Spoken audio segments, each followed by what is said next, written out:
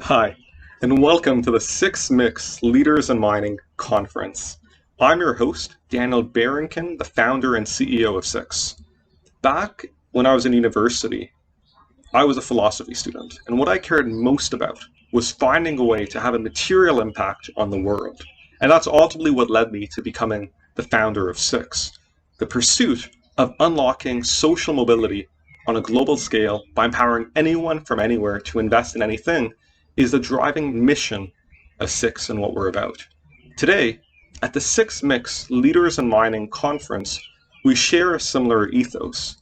We look at the world today and we see that this decade in particular, the single greatest threat to social mobility is resource scarcity. And the single antidote to that threat is resource abundance. Over these next 2 weeks, you are going to hear from hundreds of public companies operating in the metals and mining sector. Some of these companies are exploration stage companies, others are development, others are production. Across the life cycle, you will hear from the companies and the management teams that are advancing these projects to market so that they can fill the resource gap, which with 2 decades of underinvestment as the entire resource sector has been villainized through various themes and various campaigns, we are seeing that there are simply not enough resources to feed the growing demands of the products that people all around the world have and want to use every day as they go and unlock their own social mobility. We believe that by connecting investors and companies that share this common ethos, today we can make the investments necessary so we don't have a choice between scarcity and scarcity, but instead we have a choice between scarcity and abundance. The path to abundance is by identifying the companies and the projects that have the greatest likelihood of success to become a project that ultimately supplies the market. And that is what your job as an investor is to do. I can't tell you which companies can succeed. That's on you.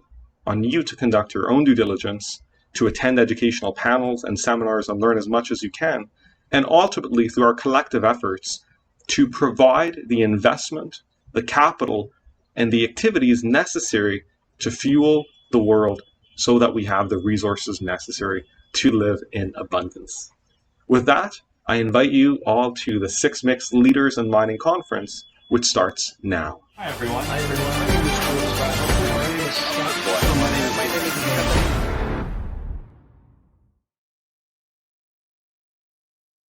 I'm Brendan Urich. I'm one of the founders and the CEO of Electric Royalties.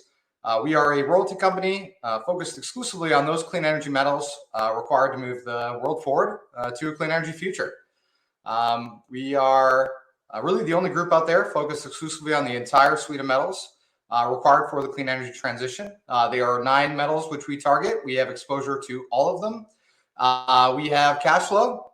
We have 2 cash flowing royalties, another royalty that we expect to be in production imminently. Really, we're just getting started. We look at this as a 2 decades opportunity and an incredible growth profile moving forward. So our portfolio already has 22 royalties in it. We are really looking for to acquire royalties on those deposits in North America, Europe, and Australia that could fit the bill to be a domestic source of supply of these metals moving forward. And I think when you look at that, we've already acquired a lot of the kind of best-in-class assets across these metals in those jurisdictions. Right now, where we're trading at market capitalization, around 30 million. I think we're undervalued, but we'll kind of get to that in some of the next slides.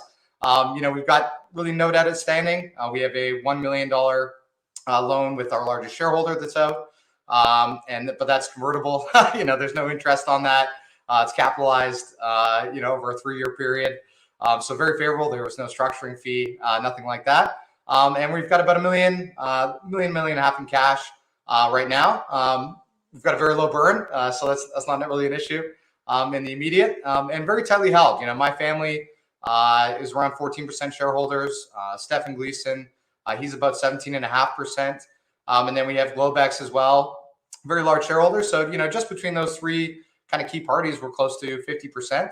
And then from there, we've got a lot of high net worth individuals that really kind of make up the bulk of that. But very tightly held today.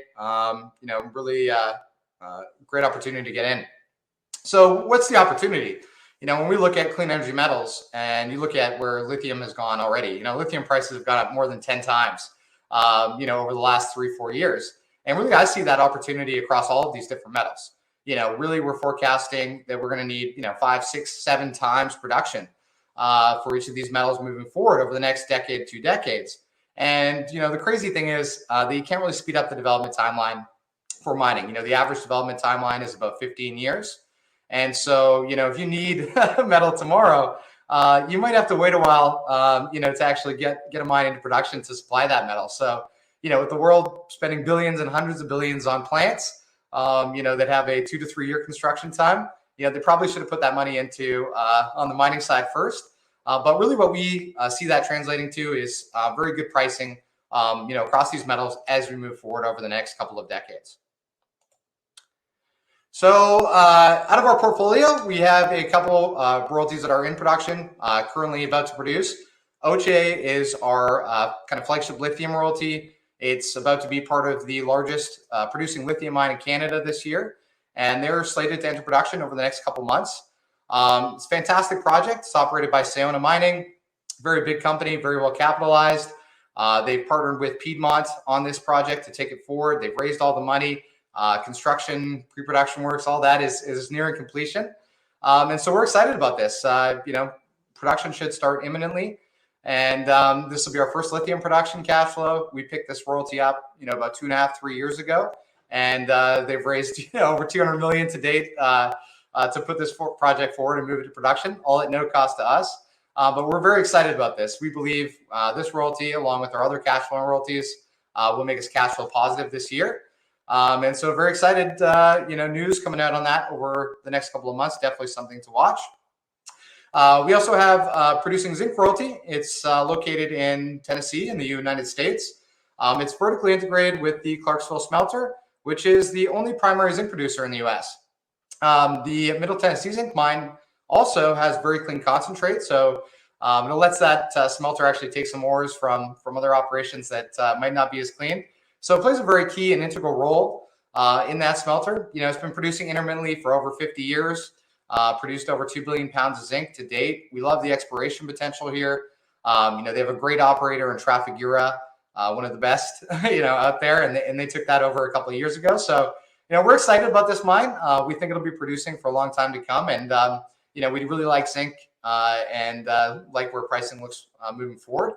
But another fantastic royalty, again, safe jurisdiction, very steady operation. We also have our kind of third here producing royalty. We just closed this acquisition in February of this year. And, this is the largest producing tin mine in all of Europe, if you can believe it. A group called Strategic Minerals Europe owns it. Fantastic management team. They've built and operated small mines across the planet. So we really felt comfortable, going in with this management team. They are producing right now. We are expecting that we will be executing our option at some point over the next kind of 6 months here, which will allow us to actually double our royalty interest on this project. And we're excited. I mean, these guys have just been steadily ramping up production. Like I said, they are the largest, really only tin and tantalum producer in all of Europe. And so, it's exciting. Again, really fits with our core model, in Europe, sole producer of one of these really critical metals, for the clean energy revolution.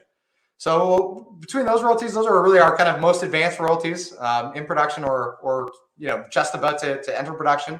But we've got, I'd say, most of our value really hidden in our development portfolio. We've got 22 royalties. That's 3 of them. Here's another kind of 9 in terms of highlights, but we expect we'll make some big progress next year. Battery Hill, fantastic manganese project, really the only manganese district in all of North America, being fast-tracked for the EV space. They've been working on the metallurgy for multiple years with a great group called Cametco, and they're advancing towards PFS. So we're really excited about that. I mean, the PEA had average revenues back to us for our royalty, in that 5 to 7 million range. And so the 48-year mine life. So we're very keen for that project to move ahead. My associate, another fantastic project. This is they're partnered with Glencore. Glencore came in at the PEA stage, which is really, really rare for them to do. I think it speaks volumes about the quality of this project. Personally, I think this is the best iron ore development project in North America, partially because of the vanadium byproduct credit. But they just had economics come out, showcasing around a 21-year mine life.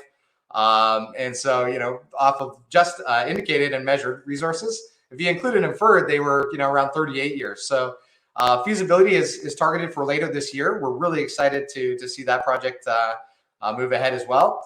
Zonia, fantastic copper development project in Arizona. We acquired this last year. And, really copper oxide development project at surface, fairly simple in Arizona, which is a great jurisdiction. And we're looking forward for them moving the fees to PFS later this year. When we acquired that royalty, we figured it'd be about 2 years to get to FS and a construction decision. And so we're excited to see that moving forward. We actually have an option on that royalty as well, where we can double our interest later this year. Seymour Lake. Really exciting lithium development project. It's in Ontario. They just recently partnered with Lithium Americas to fast track this asset to production. They doubled the resource mid last year. We're looking forward to economics coming out on that asset. Looks very, very similar to OJ, except the royalty is 3 times the size on that project. So very, very excited about that. Look forward to those results coming out soon. Our Rana Nickel project. This is a past producing nickel mine in Norway. It produced, shut down basically in 2003 when nickel prices were about $3 a pound. And they left some remnant resources there, but it's never been the subject of modern exploration. And so we're excited. We just had a group come in, King Rose Mining. They're very well capitalized, and they're committing $15 million to a joint venture to move that project forward. And so that was just kind of signed and closed off here in the last couple of months. So we're really excited about that as well. Graph Mata. This is a past producing graphite mine. It was operating intermittently continuously for about 20 months. And so they've qualified all of their product with off-takers, a big extra step you got to do in the graphite space. And they really just shut down because of COVID restrictions in the country of Madagascar at the time. And so, they've updated the resource, and they've been looking at a study to bring that back into production at a higher production capacity than they had previously. And so that could be a very quick back to production. We'll look forward to some news on project financing and a restart hopefully coming later this year. CanSet, another fantastic lithium asset that we picked up a couple of years ago and has really kind of blossomed over the last 18 months. They raised over $15 million over the last 12 months. They're advancing that project. And we're really looking forward to the inaugural resource estimate that should be coming out shortly this year. Kenbridge Nickel Copper Project. This is our most recent acquisition. We are still in the process of closing this. It'll be at a cost of $500,000 Canadian cash and 2.5 million shares of electric royalties. A fantastic project. I first looked at this 10 years ago. Funnily, there hasn't been very many nickel development projects that have really come up since then.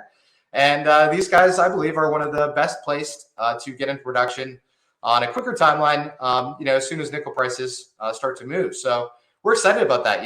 It's a very nice underground deposit, smaller footprint. We think there's lots of exploration potential at depth, an open pit that was not included in that PEA. And so, very excited to see permitting move ahead and moving towards PFS this year. And then Bissett Creek will be one of the last ones I'll touch on today. But this was, feasibility stage a long time ago. It's basically construction ready. One of the best graphite development projects on the planet. It's operated by Northern Graphite, which is the third largest producer of graphite now outside of China. And they want to make this their flagship asset. They just signed a joint venture to create a 250,000 ton a year battery plant over in Ontario. And, this would be a perfect project to supply that. And so, initially they're looking at about 40,000 tons a year, but they've talked to about, going up to 100,000 tons a year. And that would be about 4 times the production profile that we, really saw when we were acquiring that royalty about 2.5 years ago. It was the first graphite royalty financing ever done. Lots of news coming out on our portfolio. And of course, all of that really at no cost to electric royalties. And so we don't have any dilution or anything like that. Just kind of, this is our portfolio. If you want to look at it through and whole, I've talked about a bunch of these. I mentioned maybe a couple in our exploration portfolio, just high level. But we have Chubb and Bouvier. Those are in and around the Oche project, Canada Lithium Mine. And so they've got a new owner, just taking that, advancing those forward. The Sleetap project, probably the best tin project in all of the United States. You don't have to take my word for it. The USGS has his own words. It's one of two potentially economic tin deposits in the entire United States. We've also had our Millennium project. They've got a JV partner actively drilling that, taking it forward. It's a very high grade copper cobalt asset in Australia. And so, you can tell there's a lot of different news that's going to be happening coming out, as we move forward here. And so, that's really it. I mean, this is the management team. I'm one of the founders, CEO. I'm probably the most invested CEO that most groups will find. I'm about 95% personally invested. Like I said, myself, my family, about 14% shareholders. We have our chairman, Marchand. He's also a co-founder of RE Royalties. So, one of the first groups to go out do renewable energy royalties, and they've got over 100 royalties to date. Bob Schaefer, one of the directors of International Royalty Corp, sold on to Royal Gold for about $800 million. And then Craig Lindsay, he's had 30 years of experience starting and monetizing companies in the mining space. So, we've got a very good team, built out to really take advantage of this. And I think really the key being, we're a royalty company. At the end of the day, we have no holding costs. We have no need to put up capital costs, development costs. That's all funded by third parties at no cost to us. We pay that initial payment, and then, they owe us a percentage of cash flow when they're in production. So, 2022 was a good year, but we're really excited for 2023 and moving forward here. It's going to be a good year for us.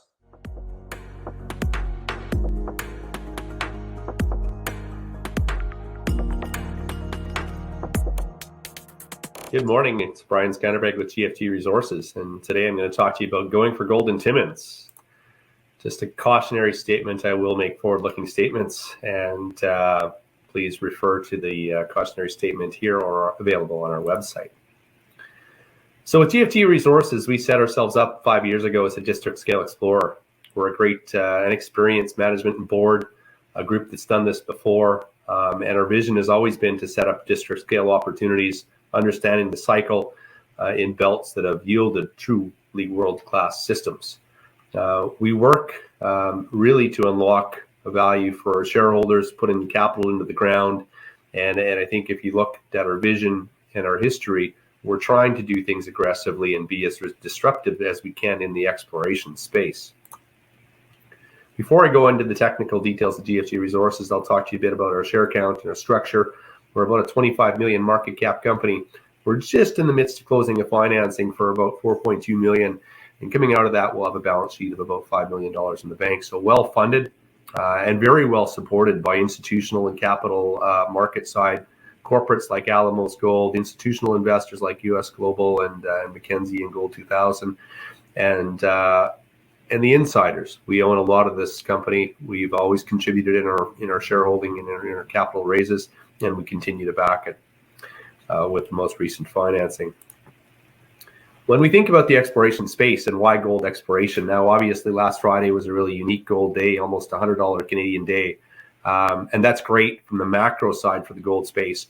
As an explorationist, I look a little more inwardly focused and thinking about how and why we're going to find the next relevant exploration discovery. And this is a long-term trend of how challenging discovery has been. But I think if you really look at the teams and you look at their strategy and you look at their track record, there are groups that will find relevant discoveries these days, and they're groups like GFG.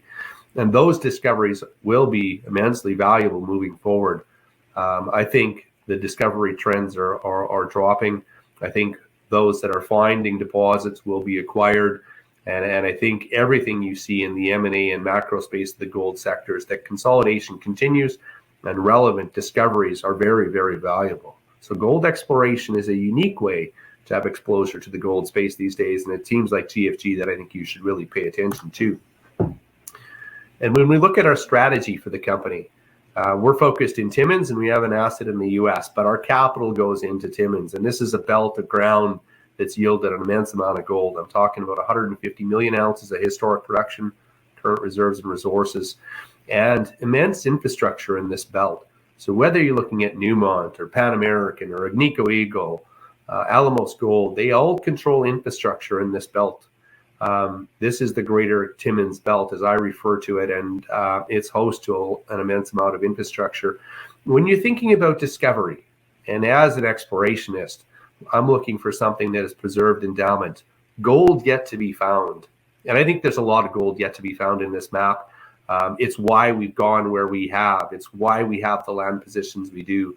And we are proximal to both relevant production infrastructure, but also things like road and manpower and all the things that translate to being discoveries being ultimately worth something. So there's a need for feed in this belt. I think it's a great place to make the next big discovery. And GFG holds 800 square kilometers of ground in this belt. Penn, Dore, and Gold Arm are our three core land positions. We flank the main Timmins camp both east and west, and we have extremely large land positions here, earlier stage in the case of Penn and Dore, and more mature and evolving towards resource scale at the Gold Arm property, which is where I'll spend most of the presentation today. So speaking specifically on Gold Arm, here we sit east of Timmins. The left side of this map is controlled by Newmont and Pan American. That would be the core of the Timmins camp. As you migrate east of the camp, you move through the blue. These are controlled by Agnico Eagle. And even off to the right side of the map, you're into Moneta and Fengib. GFG controls about a 200 square kilometer block here in red called the Gold Arm property. It sits adjacent to ground controlled by Agnico Eagle, and it sits along strike to the west of things like Fengib and Croesus, both historic mines and current resources, very formidable sizes. I'm going to speak a lot about the Montclair property, and specifically that would be the west end, the Gold End property, which is along the Pipestone Deformation Zone. And we think this is a highly underexplored break moving to the east of Timmins, and I think it's an area where you're going to see significant infrastructure move on or go forward. When we acquired this block of ground here, it was about 10 kilometers in strike length and about 120 holes in it. And up front here is the geology we started with. We saw a great looking land position. We saw a number of historic holes that had economic hits, all quite shallowly, and yet a pretty poorly understood corridor where you had both the Montclair prospect, like on the right of this map, and the Canamax prospect, which was the Pipestone Deformation Zone on the left of this. We saw good bulk tonnage potential in a number of the historic holes, and we saw an underexplored corridor called the Canamax on the left side, which is to the southerly end. Both of these were wide open. Both of them had a number of economic hits undercover and lots of room to grow it. So when we acquired Montclair about a year and a half ago, this was where we started our vision. Subsequently, we've drilled 3 programs, about 11,000 meters, and we've published a number of really high-grade hits, 5 grams over 25, 1.6 grams over 70, things like 10 grams over 16 meters. So these are all economic hits at a very shallow level. They all remain open, and we've been very aggressively exploring this over the last year and a half and have put 9 press releases to the market. We've had some great traction in the market, and I think it's translated to our most financing going extremely well, raising in excess of $4 million, backed by some very strong shareholders, and Alamos going back to being a 9.9% shareholder. So this story has some good momentum, lots of good economic hits, and good scope to continue to grow it. When we think about the first phase of this drill program, here we sat looking at about 1.5 kilometers of tenements on the bottom here, a number of historic holes. We stepped out here in 2021 and drilled about 14 holes. We found some great hits. One of the first holes was 5 grams over 25 meters. This was the best hole ever drilled on the property. And on the right here, you see some of our preliminary geological interpretation showing these shallow vein domains dipping to the north, which is the right side, all above about 150 meters, and lots of good hits. So we started off with a program which was following up some historic work and had some really great results. We followed up with another program later in 2022, and we saw continued very strong results. You know, if you're seeing 30, 40, 50, 100 gram meter product intercepts at a shallow level, these are economic hits. And we showed these over about 1 kilometer scale in our drilling from last year. We show you some geological pictures here, some core photos where, you know, good intense vein systems, good grade continuity. And this was in the sort of bulk tonnage, 1.6 grams over 70-meter intercept that we returned last year. Very, very encouraging from the MC Central panel results. As we look towards what we published in Q4 and drilled in Q4 of last year, 2022, we again drilled one of the best holes on the property, 10 grams over 16 meters. Very continuously well mineralized hole with, I think there was 8 intercepts north of 10 grams per ton. Again, very shallow. The cross section on the right shows how it's starting to hang together. Good, strong footwall mineralization called our upper footwall zone, linking into a hanging wall zone where you see more bulk tonnage intercepts and lots of room to grow this thing at depth as well. When you think about what we published here in Q1 now of 2023, look, very strong results have continued both on the bulk tonnage side, which is on the right in the yellow intercepts, good strong continuity. Intercepts at depth, which are 40, 50 gram meter product stuff. You can see that on the bottom right section on the right. And then on the left map here, you see continued strong continuity of these footwall zones. So I think in the 11,000 meters that we've drilled so far, we've done a very good job at proving continuity. We've done a very good job at proving this thing has room to grow and scope to grow along the strike and at depth. And we will be back here drilling in the next several weeks. Now, we still have some results pending from our previous program.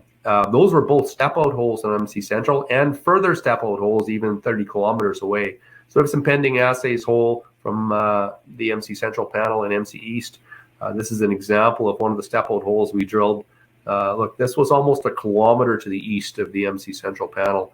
Great looking core on the bottom. And look, we ask ourselves simply, are they the right rocks? Are the right systems looking to working? And does it have scale? And I think the step-out hole is if you can answer your question on that and say, look, the rocks are right, the system looks right, and we're out there 500 meters away, that's what we need to be doing to find and outline a very large gold system. We have pending results in step-out holes. And what I can tell you is our drill is already planning to be back out here drilling in the next several weeks, following up on this step-out hole. Very encouraged by what we've seen in it to date. Overall, this talk is really focused on MC Central and then the Montclair area of our greater land position. So despite we control 30 kilometers of trend along here, we've drilled about a kilometer of it. But what I can also say, we have permitted a number of targets all the way out at Aljo, around the Car Porphyry, or even logical strike extensions of Montclair over towards Clavos or to the east towards the other portions of our land position. So I think this is an emerging gold camp. If you look at the Timmins East environment, you have a number of our peers doing extremely well. You can look at Moneta growing extremely sizable resource. You can look at how Fengiv is growing, how Creasus is going with high gold. And I think you have a critical mass of companies doing very good work to grow sizable resources along this pipestone break in the area east of Timmins. So when you think about GFG holistically, we're going to spend about $3 million in Timmins this year. We're financed now through to 2024. And the meterage we'll allocate here will be about 10 to 12,000 meters. Also building a pipeline of targets and building the regional geological solids to support modeling and at least conceptual scale understanding of what the resource is, and continuing to build targets across the Gold Arm property. 2 blocks of ground also west of Timmins called Penn and Doré. These are earlier stage tenements. I love these. These are great opportunistic ground land positions, and they're very large land positions that abut things like the IM Gold Cote Lake capital project, or even the Newmont Borden block. So these are good, very strong, high potential early stage projects controlled by GFG as well. I talked about at the start of the presentation focusing on Timmins. We have a secondary project down in Wyoming. We've partnered to a group called Group 11 Technologies, and these guys are trying to bring ISR mining to gold. Quite revolutionary. We contributed the project. The project has about 100,000 meters of drilling. You can see some cross section here through Northstalk and Antelope Basin. It's in Wyoming. It's literally surrounded by in situ uranium development and production assets, and truly was the right place to try to test and develop in situ mining for gold. Group 11 is trying to bring the extraction and the technologies that's been successfully applied to uranium and copper into the gold space.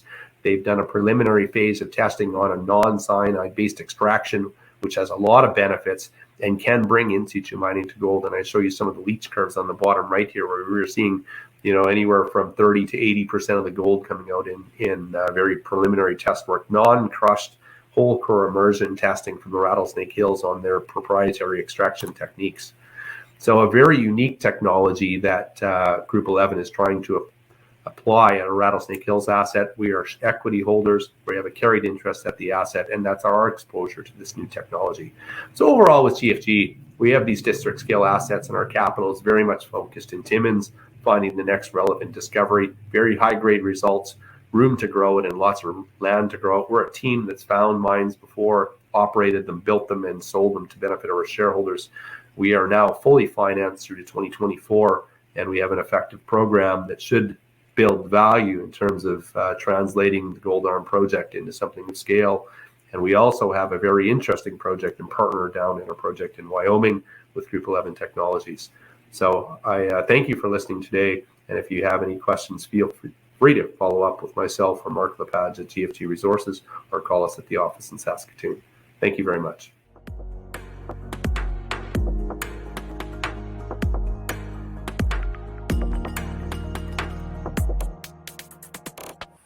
Hi, I'm Eric Zoncherv. I'm the Chair and CEO of GR Silver Mining, and we're ticker GRSL on the TSX Venture. We're very excited. We have delivered a resource update as of March 20th for our Plomosas project in Sinaloa, Mexico. But first, let me introduce you to the story. I will be making some forward-looking statements. I've always, as a former analyst, liked to see the 5 Ps addressed: a project that has potential, a place that is secure and you wouldn't hesitate to bring your kids to, people, fantastic people in the El Rosario district, and we have the skill sets necessary to move the project forward. Price, we believe that a re-rating should occur in relation to this resource update, and potential. Given the scale of the property and the opportunities in the property, we think that there's a lot of potential for the project and the company. Moving forward, the Plomosas project, as I mentioned, is in Sinaloa, Mexico. One flies into Mazatlan and it drives 45 minutes by toll highway to El Rosario. And then there are several roads into the project, dirt roads that provide access to the former producers. La Trinidad, which is an open pit oxide gold project, and then up to the northeast, the Plomosas mine, which was a former base metal mine from 1986 to 2001, operated by Grupo Mexico. As past producers, there is existing infrastructure, not just the roads, but there's power to site. We have agreements with the ejidos for exploitation for up to 20 years, and we have excellent people in the nearby locations, the villages and towns that are nearby, that provide about 90% of our employees. So excellent infrastructure. Moving on, the Plomosas project, we've been focusing on 2 areas, the San Marcial area and Plomosas mine area, and they are roughly 5-6 kilometers apart. Work on those 2 locations has culminated in a new integrated mineral resource as of March 20th. Here you can see an aerial view to the west. On the left is San Marcial, on the right, Plomosas in the north, and to the west, the San Juan La Colorada location, and all 3 are now contributing to the resource inventory. San Marcial is distinctly different because of a silver-dominant mineralization there. Here is the new resource.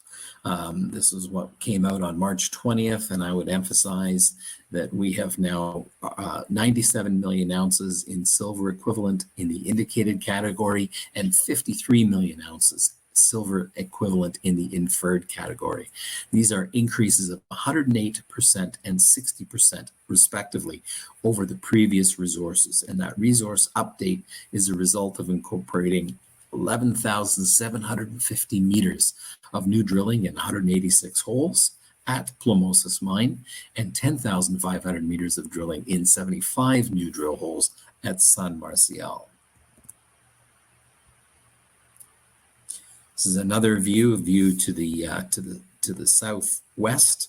And you can see the original San Marcial in the center, and then the new discovery, the southeast discovery area off to the southeast from there, from San Marcial. And that was a very important blind discovery based on excellent geological sleuthing, pulling 101.6 meters of 308 grams of silver.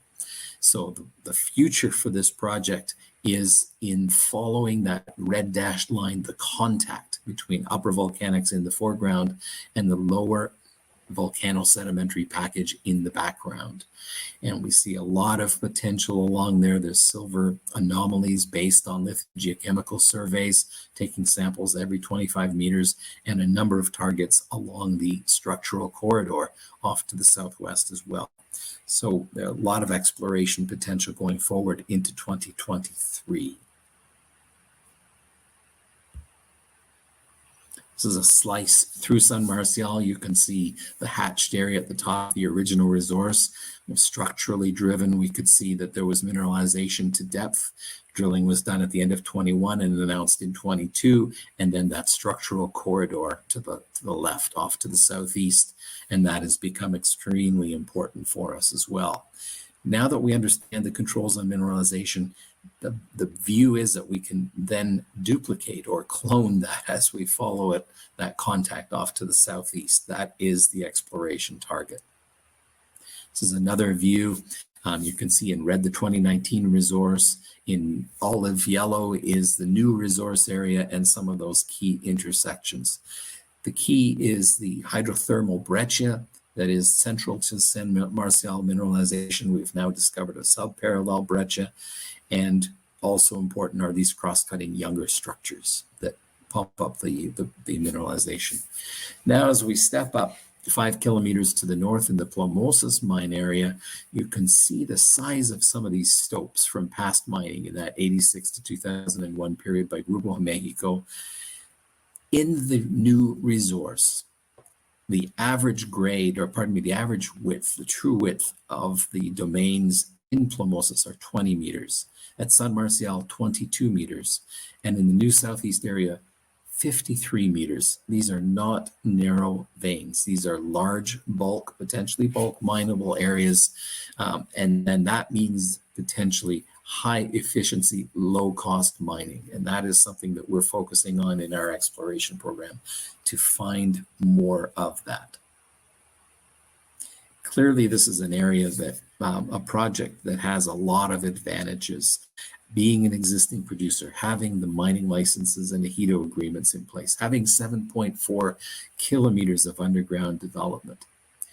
We have a great team there, both in terms of geologists as well as people running the camp and drillers working very well for us. And consequently, we have been able to add ounces here from the beginning, exploration plus acquisition of 25 cents US per ounce of silver equivalent. And since the most recent, the previous resource estimates, we have added silver equivalent ounces for 17 cents US per ounce. So very efficient exploration. In terms of the resource growth, you can see the effect of cumulative drilling. We're now almost at 50,000 meters of drilling. And then on the right, you can see the growth that has occurred in indicated and inferred resources. And note also that the grade is increasing. So as we get tighter drilling, we get more confidence. We now see over 70% of the resource is at San Marcial, over 70% of the resource is indicated, over 70% of the resource is potentially open pit. So there's an awful lot to be said for that going forward. What are our priorities? Companies talk about ESG. We are doing it. We could celebrate it more, but we're very proud of the work we're doing environmentally, the programs that we have in the schools to educate kids on the importance of reforestation, for example. In terms of health, we had extremely tight protocols through COVID, which allowed us to continue working. No one was allowed on site without a negative test. Temperature was taken before every meal. Anyone running a fever was isolated, and I think that the communities appreciated the care that we showed. We have an ambulance on site as well as 2 nurses. So very, very important to us. And then finally on governance, we are on the journey to work towards the goals we have for governance. We have 261 million shares outstanding. None of those options and warrants are currently in the money. We have a strong institutional following, just under 20%, and we were very pleased in the last non-brokered financing to have some of our institutional shareholders participate, as well as a mix with new ones. First Majestic maintains an interest of just over 8% based on vending a property into the package, and then management has skin in the game. We're also building coverage. We currently have Beacon, Echelon, and Red Cloud covering us, and we expect to see more given the resource that has just come out. Valuation is extremely important. We put out a resource in August 21, which disappointed the market, put us in the doghouse, and understandably so, given the low-grade nature of that resource. Now we're trading, or I should say we were trading before this resource update at just over 80 cents when the peer group is trading at an average closer to 250.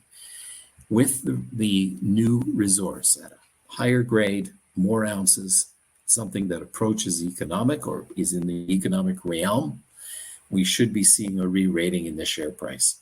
And we expect that re-rating will manifest over the next while as the market digests this new resource update. People. We have an experienced management group. Marcio Fonseca had the vision to build this company portfolio and mentor the geologists moving things forward in Mexico. A great team.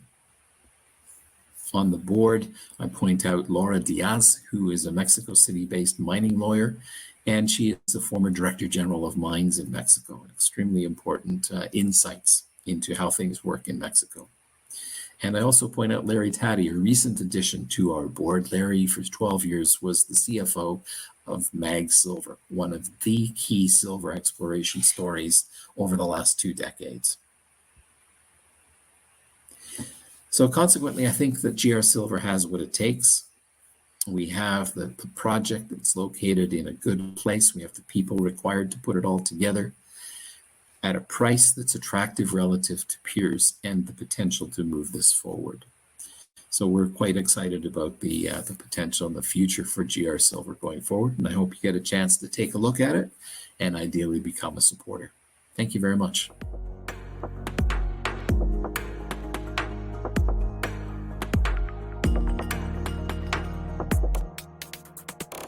Hi, thanks for joining this webinar. My name is Sean Sampson. I run a company called EV Nickel. I'm going to run you through the basics of my company and what we offer this morning. It's a tremendous opportunity in terms of getting involved in the electric vehicle boom, which requires nickel. I think specifically requires nickel from safe jurisdictions and projects like ours. And I'll run you through that today. So there's a few things that we believe and sort of are the basis for our company. We think there's not enough nickel in the world for the electric vehicle plans. So not enough has been identified. It's not sort of currently in development. So there's a real opportunity here where there's a crunch coming for just getting access to nickel. Plus, specifically, the nickel that's required by these electric vehicle companies is different than it has been to date. So there are considerations about carbon, and then also thirdly, going beyond carbon. So general ESG concerns. There's a lot of reasons why what I'm going to talk about this morning plays very nicely with the plans for the car companies. So I don't spend a huge amount of time on the macro side, the big picture story of why nickel, but basically there's not enough and it's tightening up and things are getting really complicated for the car companies who need to put their hands on this critical mineral. So on this slide, top left, pick your hockey stick. There's huge growth plans for electric vehicle sales. And nickel today, top right, is primarily a stainless steel story. So almost all production of nickel goes to stainless steel, which will have itself a growth to it. So the demand for stainless steel is continuing to grow. And then you bolt on top the demand that's forecast from the electric vehicles, from the batteries that go into these cars. And you've got a huge growth in forecast demand for nickel. So that's because the current winning battery chemistry is nickel intensive, nickel heavy. And obviously there's lots of innovations going on and there's competing chemistries. But the real interesting thing is, and I've spent a huge amount of time talking to car companies, they're about to make investment decisions on their side, which will lock them in on a chemistry. So today's winning chemistry, which is nickel heavy, I think it's got a lot of runway in front of it. So bottom left, you stack up sort of the forecast demand against what the known supply is. There's that gap. And then you have carbon. So bottom right, here's an issue, right? They've approved right now in the European Union new rules that next year, starting in 2024, all vehicles will be stamped with what their carbon footprint is at, as they say, kilometer zero. So you'll be able to compare an internal combustion car versus a battery electric car. And the battery electric is going to have a battery inside it with a big lump of metal, which has its own carbon footprint. So you're going to have a higher carbon footprint on the battery electric vehicle. Car companies are very concerned about that. They're focused right in on having the lowest possible carbon cost for all that metal that goes into the battery. And if you think more broadly than just basic carbon, there are considerations around access. So Ukraine war, terrible thing, has cut off basically Russian supply, one of the world's biggest suppliers, from the Western car companies. Then you have general protectionism. New US legislation has cut off Canadian and Australian nickel production, saying it's domestic to the US, having huge incentives in place for American demand to buy it. Great news for a company like mine who sits on a huge amount of nickel. But it's tough news if you're a European or if you're a non-American looking to buy nickel. And then there's the other general ESG concerns, which are very real around child labor and the like. This all adds up to a huge opportunity. What I have is a massive land package up near Timmins, Ontario, so a 1-hour flight north of Toronto.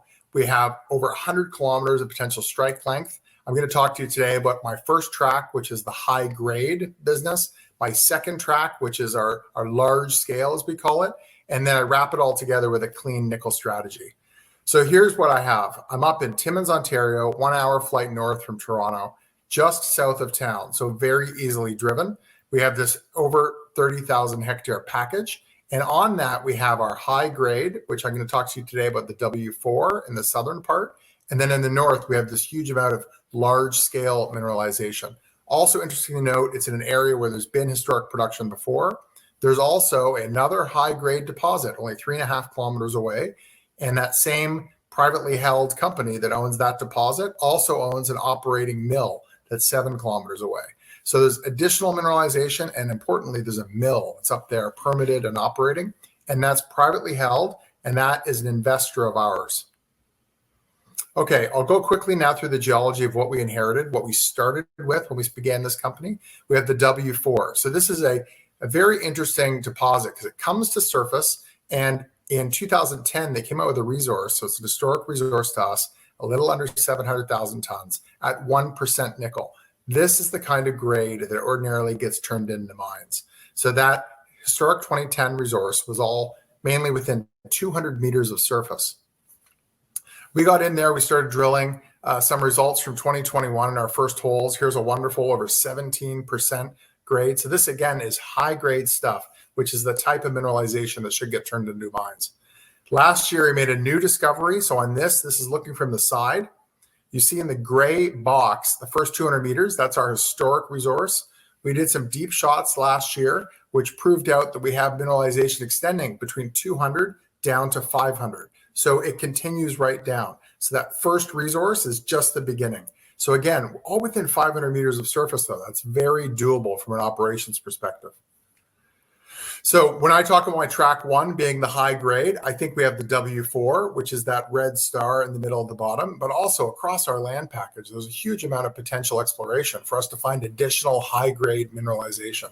So this high grade business is really interesting because we can get started with what we know of, and then we're confident that we'll be able to find additional mineralization to replace that and have long-term high grade production. And here's the EM data. So if I put together all the mag surveys, all that data, it lights right up around our property. So it gets the geologists really excited. And here's what gets me really excited. When I look at the Kambalda Dome down in Western Australia, that has produced over 50 million tons of nickel. And we think our mineralization is very similar in that down there. And on this slide, it's very interesting because on the right in that area, you have that many producing mines that have produced over 50 million tons of nickel.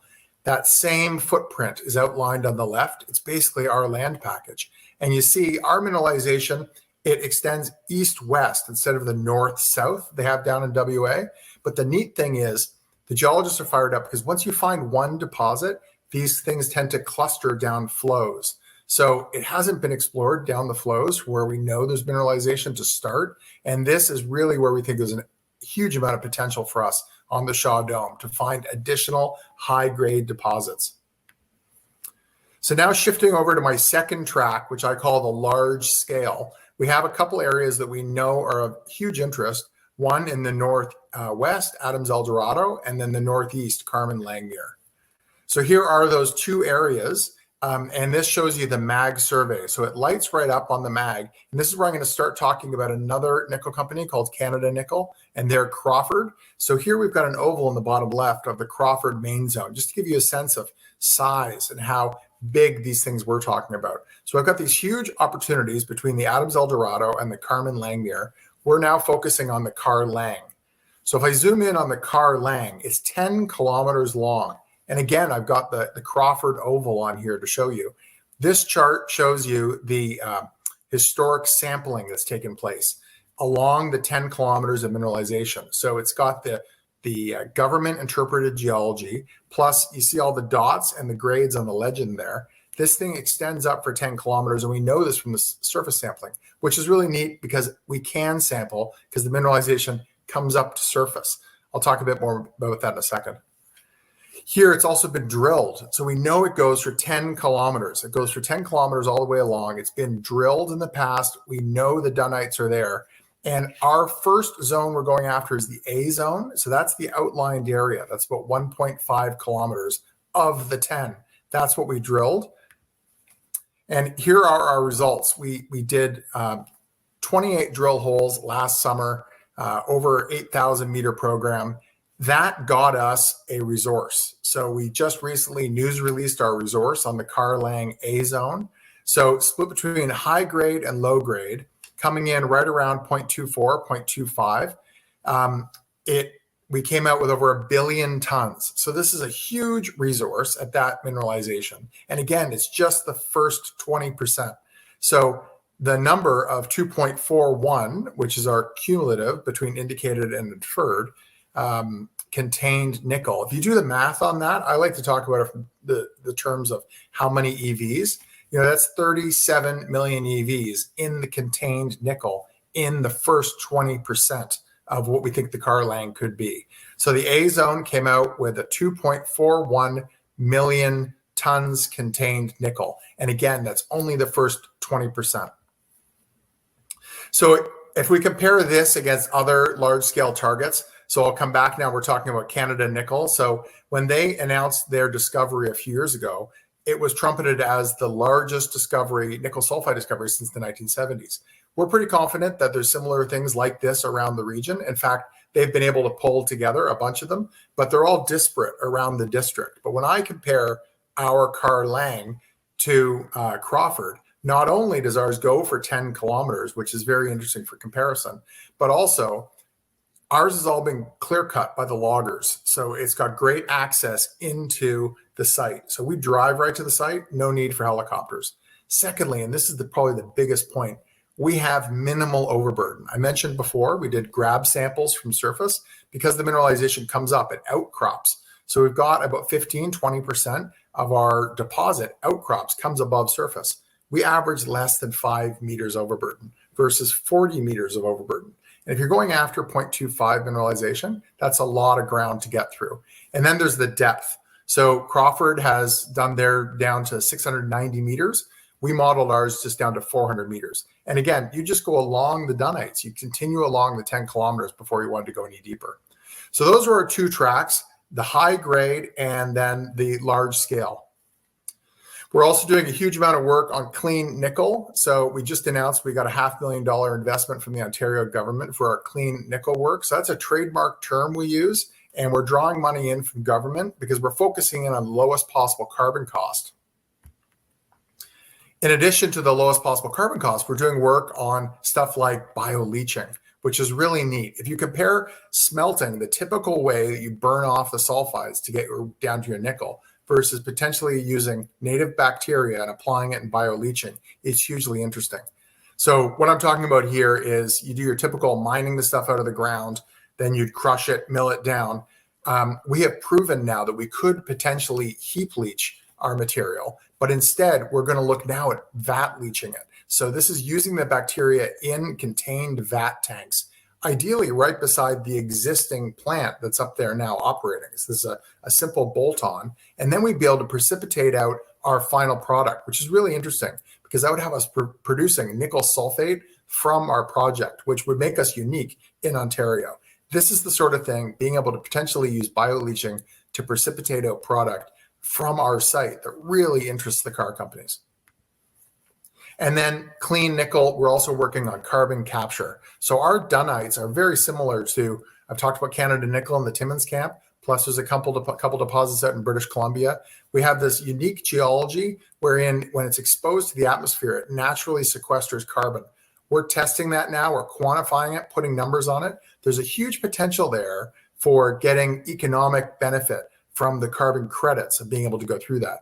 What this will mean, we'll either be able to make funds, make money off of the carbon credits, or sort of counting them back against our nickel production, again, gets us the lowest possible carbon cost and makes it hugely interesting and possibly puts this large scale, the low grade, into economic territory when you bolt on the value of the carbon that gets sequestered. So last year was our year of discoveries.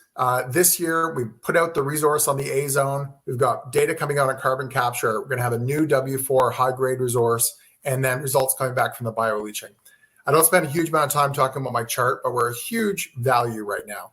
So we traded down significantly. Our stock did pop on our news about the A zone, but we've come back down. I still think we represent huge potential value.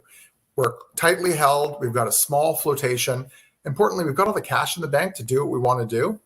And finally, I look at our comparison. Everybody thinks they're undervalued, but when I look at how we stack up versus other companies, whether they're just high grade or they're the low grade, the biggest one for me is Canada Nickel. We have about 70% of their contained nickel, and we're trading for less than 4% of their equity value.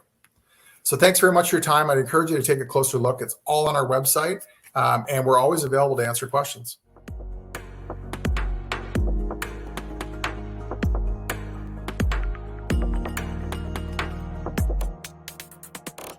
Hello, everybody. My name is Alan Pangborn. I'm the President and CEO of Chesapeake Gold. And today I'd like to walk you through our corporate presentation and explain to you what we're up to and why you should consider us as a great investment if you're particularly interested in large gold and silver assets.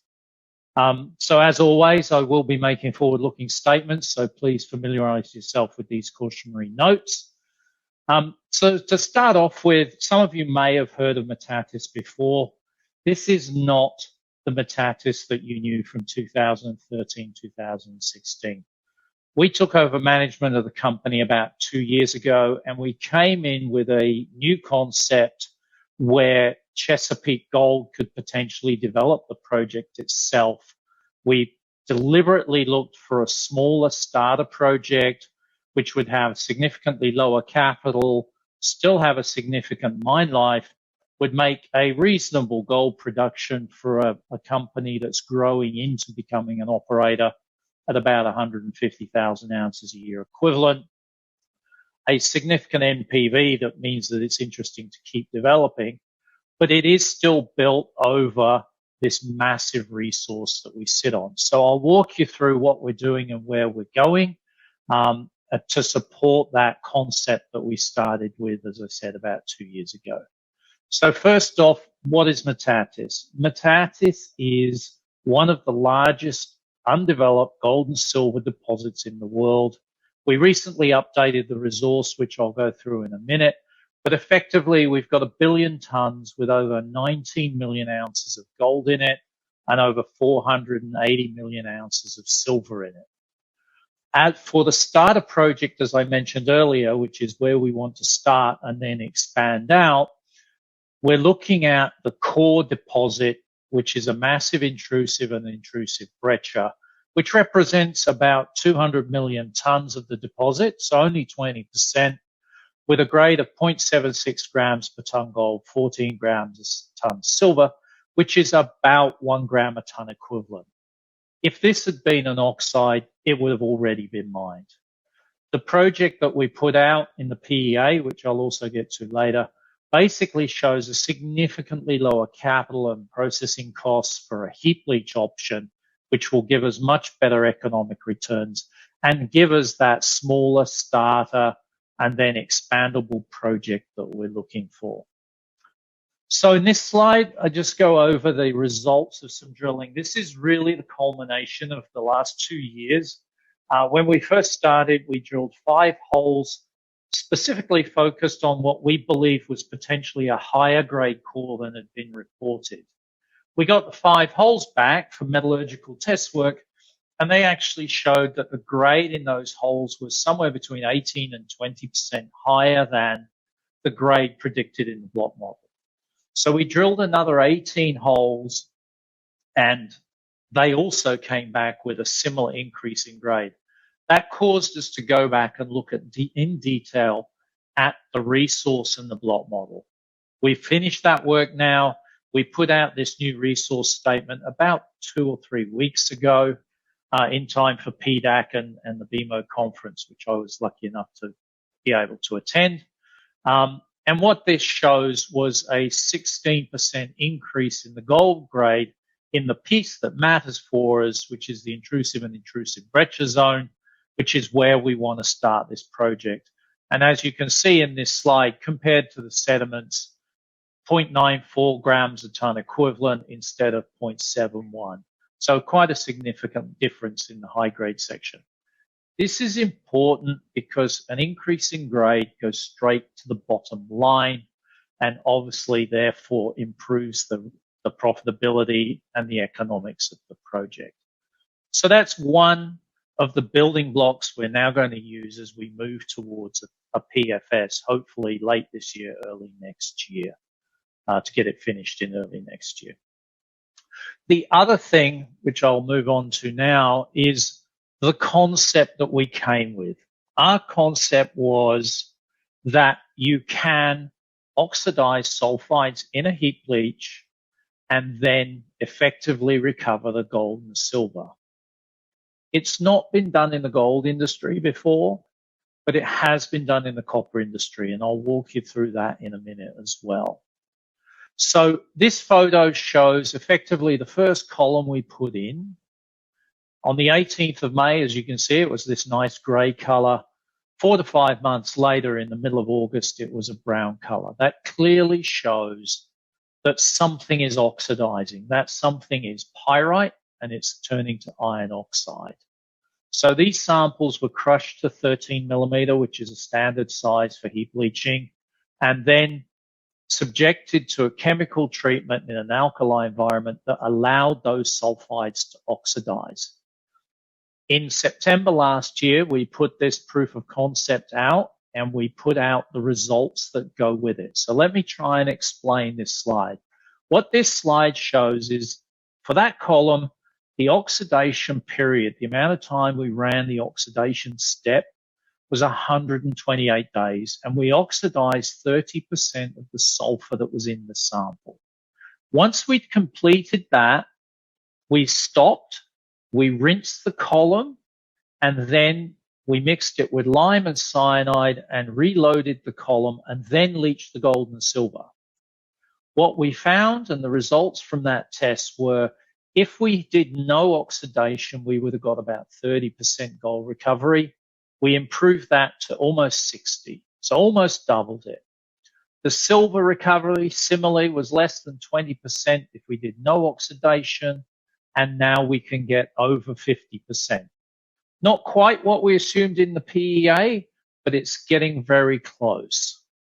So at the moment, what we're doing is we're working on how can we speed up that oxidation stage or let it run longer to improve the gold and silver recoveries towards the target numbers that we used in the PEA.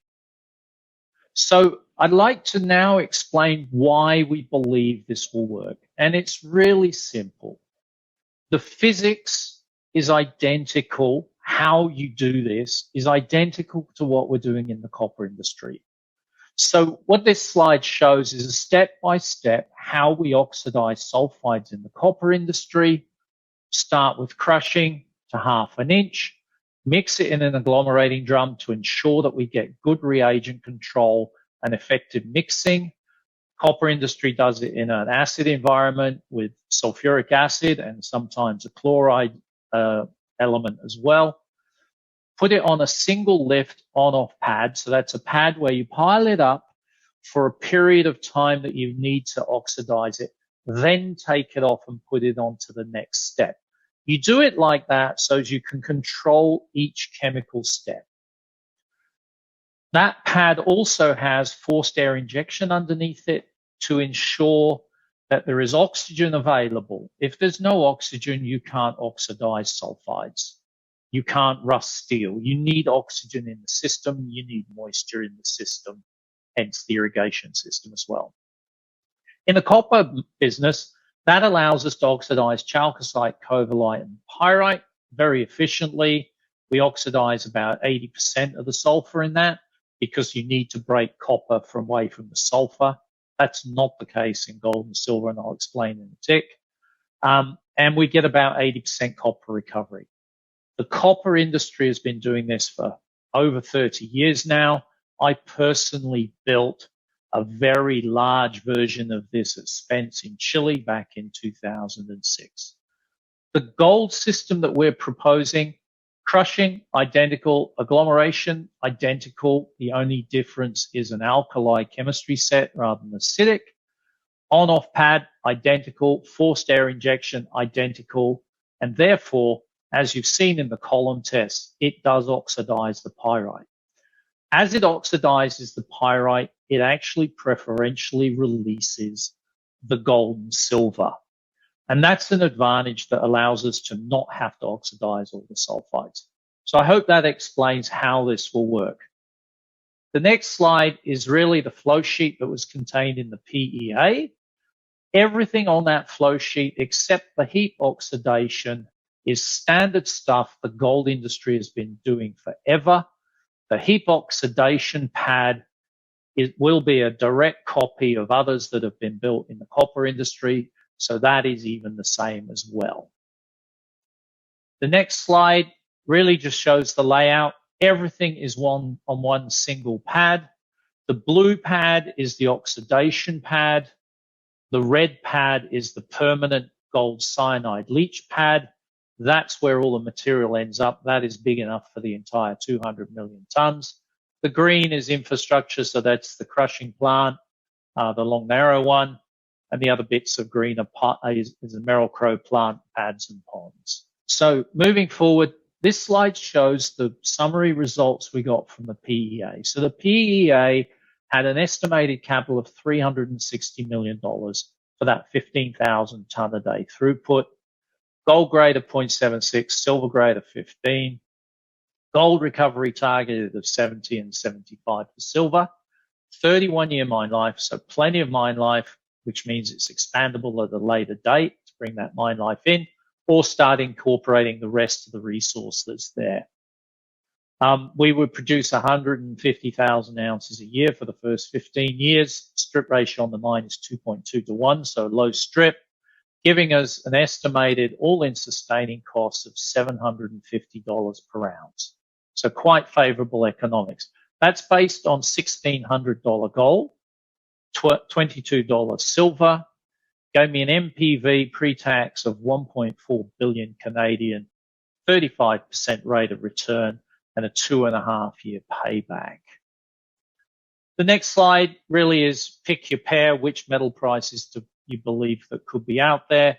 Shows an NPV of anywhere from $1 billion at 20 and 1400 up to 2.7 billion at $28 silver and $2,200 an ounce of gold. This next slide really shows why is Chesapeake an interesting investment. Your base case investment, if you're looking for torque to the gold price, we currently trade at about $4 an ounce. When you layer on top the technology as well, the size of the deposit, the ability for us to be able to build it ourselves rather than having to be in a major partner, you can see the potential growth for the project. On top of that, we believe that this process is environmentally sensitive, much better idea than the alternative processes. The alternative process is an autoclave. This data came from Barrick, where we compare a full autoclave plant to a full heap leach plant. And basically, a heap leach operation uses 90% less water, 90% less power, and there is no tailings dam. That means that permitting should be significantly simpler and easier to get through the process. It also means that the local community should be much more attracted to this type of project than the alternative. Hence, green gold has a much lower impact on the environment. So finally, in summary, why Chesapeake? If you're looking for leverage to the gold price, one of the world's largest undeveloped gold and silver deposits, 19 million ounces of gold, 482 million ounces of silver. There are very few bigger than that. Our innovative technology, which we're working through, and I've shown you the proof of concept, gives us dramatically lower capital and a much greatly reduced environmental footprint. We've now confirmed and released the updated resource for the higher grade core, which we suspected was there. So that's a building block, along with the MET test work will be another building block for the PFS. The PEA clearly demonstrates that there's a financeable, deliverable, and then expandable project that Chesapeake can do. It is only phase one, and then there's potential expansions beyond that. We're in a favorable jurisdiction in Mexico. We've got good relationships with the local communities. I met with them in November. I'm going back in a couple of months. And so all of that makes Durango, where we're located, a great place to be with this sort of project. We're currently well funded. The end of Q3 last year, we haven't put out Q4 yet. We still had $30 million in the bank. To give you some idea, that implies a burn rate of about $6 million a year going forward. We've got two very large supportive shareholders, plus management hold a significant chunk of the company. Eric Sprott owns about 13%. Sun Valley owns about 11%. I also own personally about 11% of the company. A couple of other management own the rest. And we're trading at a amazing discount to the current metal price. So check us out. Have a look at our website. We trade as CKG on the TSXV. Our website is chesapeakegold.com. And happy to talk to anybody. Thank you very much.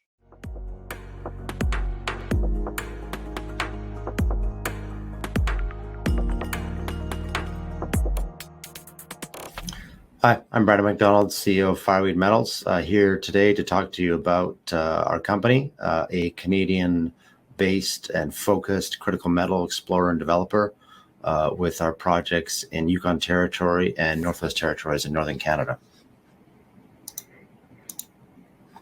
I think it's important to start by highlighting before anything that we have an incredibly healthy cash balance. We raised $35 million in December, and probably the biggest part of that raise was that the main part of that 20 million of it came from the Lundin family, a group of individuals who have had a tremendous amount of success in the mining industry, and really puts together a capital structure and share ownership that includes incredibly strong endorsements, not just from the Lundin family, but from Larry Childress and his family, from Ibera Capital, and critically from Teck Resources, which is the world's third largest zinc miner. When you're focused on a zinc project as your primary, that's a pretty healthy endorsement.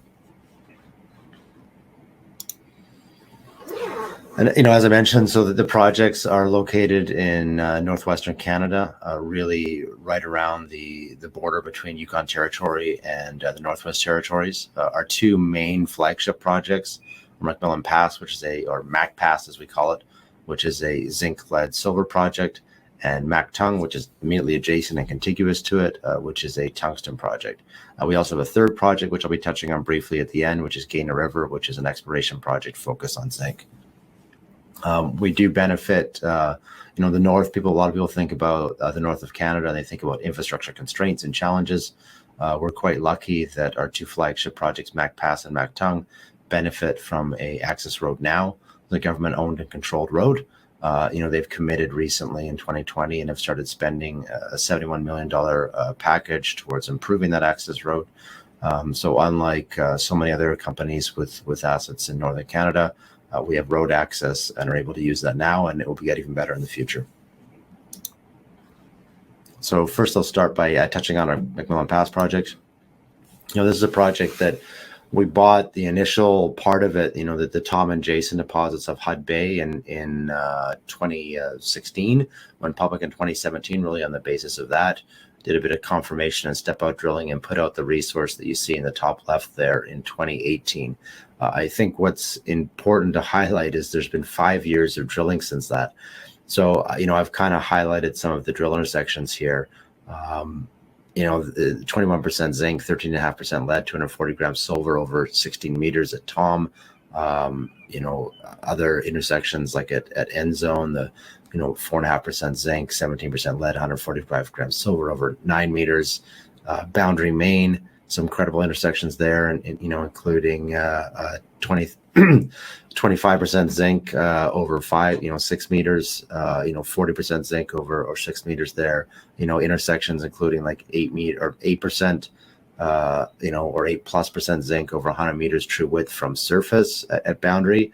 And then our best ever drill hole there at Boundary West, which was a discovery in 2020, 12.5% zinc, 1% lead, and 46 grams silver over 124 meters, which best we can tell is the best greenfield zinc hole in terms of grade width for quite some time. All these amazing intersections, what they all have in common is that they all sit outside that 2018 resource or have been done subsequent to that 2018 resource. So when we think about how much that resource can improve, we're not talking about incremental sort of small improvements, 10, 20%. We're looking to double that resource. We're looking to make a massive change in the scale of a resource that was already world-class, that already sat amongst one of the world's largest undeveloped zinc resources.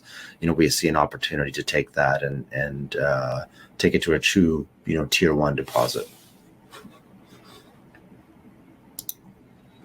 And really, a lot of the success there has been around the boundary zone, which I mentioned with a few of those incredible hits there. We divide it between Boundary Main and West, although some of the drilling in 2022 really highlighted that the distinction between West and Main may be a bit arbitrary.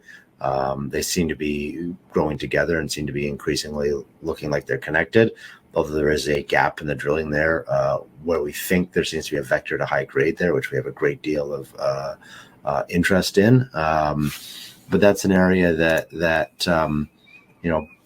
has introduced some really incredible drill results. Some of the more recent ones, the discovery of a new stratiform zone at Boundary Main, which we had not seen before. Super interesting intersection there. The stratiform zone being 16.5% zinc, 4.5% lead, and 140 grams silver over 10 meters.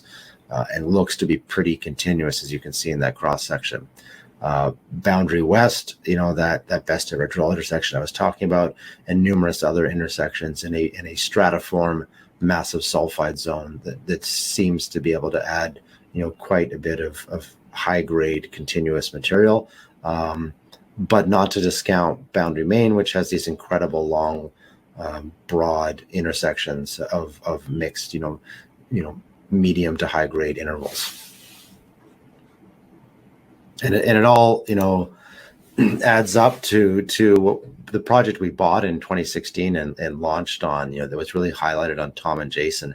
That decision we made to progressively expand the land package from 50 square kilometers to 940 square kilometers really tracing what we call the fertile corridor, which you can see here in the hatched area. This is an area that now we've made additional discoveries in at Boundary West. This is an area that we have, targets and another 8 to 10 really mature targets, basically drill-ready targets there. And this highlights that this is truly a district, that there is a major crustal scale fault going through there.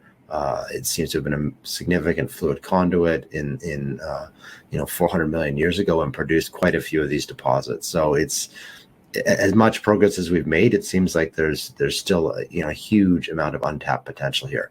I would note that Tom, Jason, End Zone, and Boundary Zone all outcrop or subcrop. So the discovery of them was, I would hesitate to say easy, because it's not easy, but was more simple. As we start to look for buried deposits here, who knows what lurks below the surface. And second, to quickly discuss our Mactung project. This is something we added last year. Well, at least we signed the binding letter of intent to acquire this last year and closed that just recently in February. This is a project that really is extremely topical these days as we think about critical minerals and reducing our reliance on China or countries perhaps that, whether or not they're geopolitical allies, may not be environmentally friendly, may be employing child labor, etc. The tungsten world is one that is well and truly dominated by China. 85% of mine supply comes from there.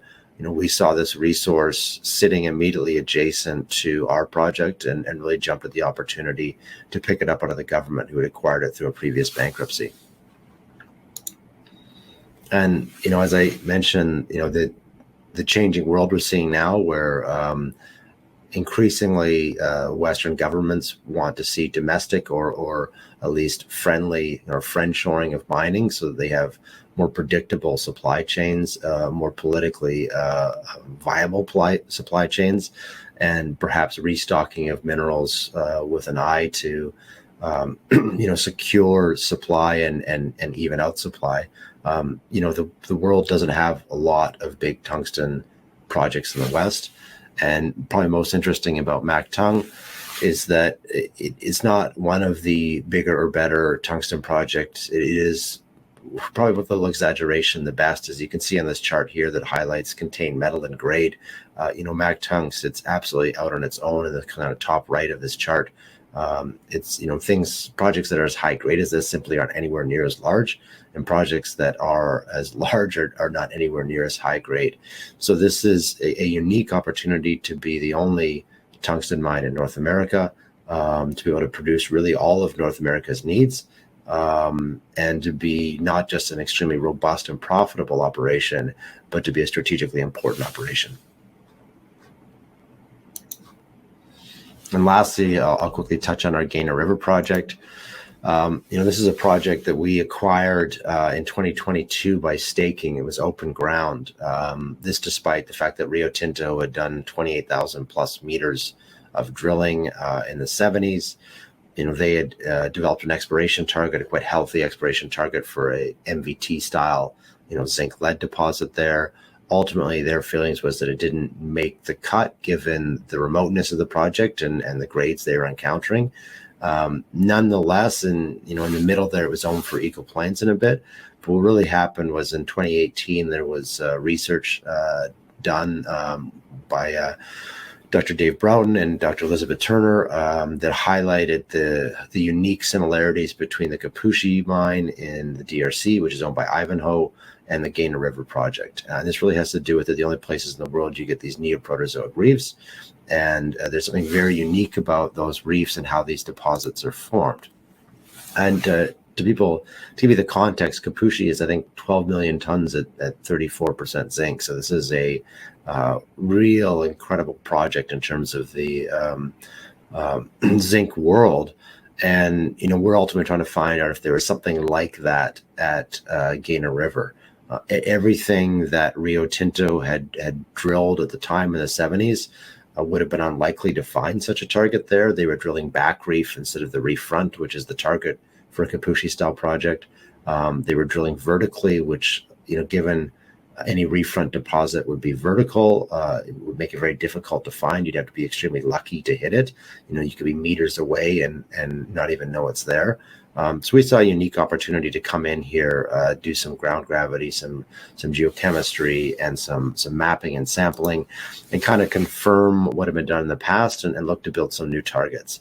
So we'll do some additional light exploration work this year with a probably eye to start drilling this in 2024. It's a greenfields project, high risk, high reward, but certainly the model is there for something incredibly powerful. So that's it. I would encourage anyone who has questions or about our projects or the company to reach out to myself. You've got my number and email address there, and just to kind of consider that we're in the early stage of a bull market. That it's not just this focus on critical metals. It's the underinvestment in the mining sector broadly over the last decade. There's a global stimulus that's being deployed that's going to mean a huge amount for infrastructure, which is huge for zinc and tungsten. We have some of the best, if not the best, projects in this space, which makes us extremely unique. And if you don't believe me, you can, certainly take a lot of comfort from the quality of backers we have. Groups that are extremely savvy and do extremely in-depth due diligence, who will have very, strong opinions about projects all over the world and chose ours to invest in.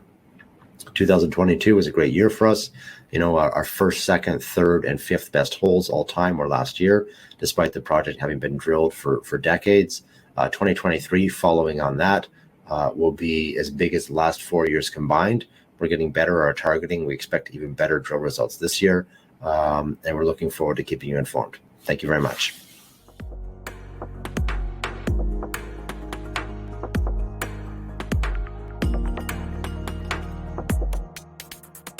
Hi there, my name is Pat Donnelly. I'm the President and CEO of E79 Resources. We're listed on the Canadian Securities Exchange under the symbol ESNR. So what is E79? Well, first, what does it stand for? People ask me that all the time, and it's referring to the 79th element on the periodic table, which happens to be gold. So there you have it. Anyway, we currently have 2 interesting projects in the state of Victoria in Australia, which is a great place to do work. And I think globally, I think it's getting more challenging to carry out mineral exploration. But Victoria is certainly a welcoming place, and it's one of the reasons why I took this job, because you want to be somewhere where you're wanted. So anyway, let's talk more about the story, and I'll also give you some guidance on where we're thinking about going in the next several months. So forward-looking statements, please take a look at that.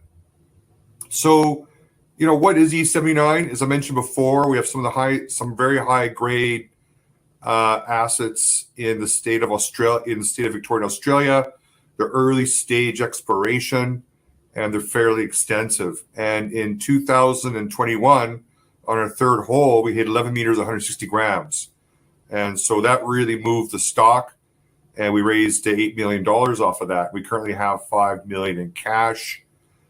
Victoria is also a good place to drill, given that, our camp, our projects are located near the local towns. So there's no camps, helicopters, that sort of thing. All our employees live locally. So it's really refreshing, because most of my experience when I was young, I was an exploration geologist.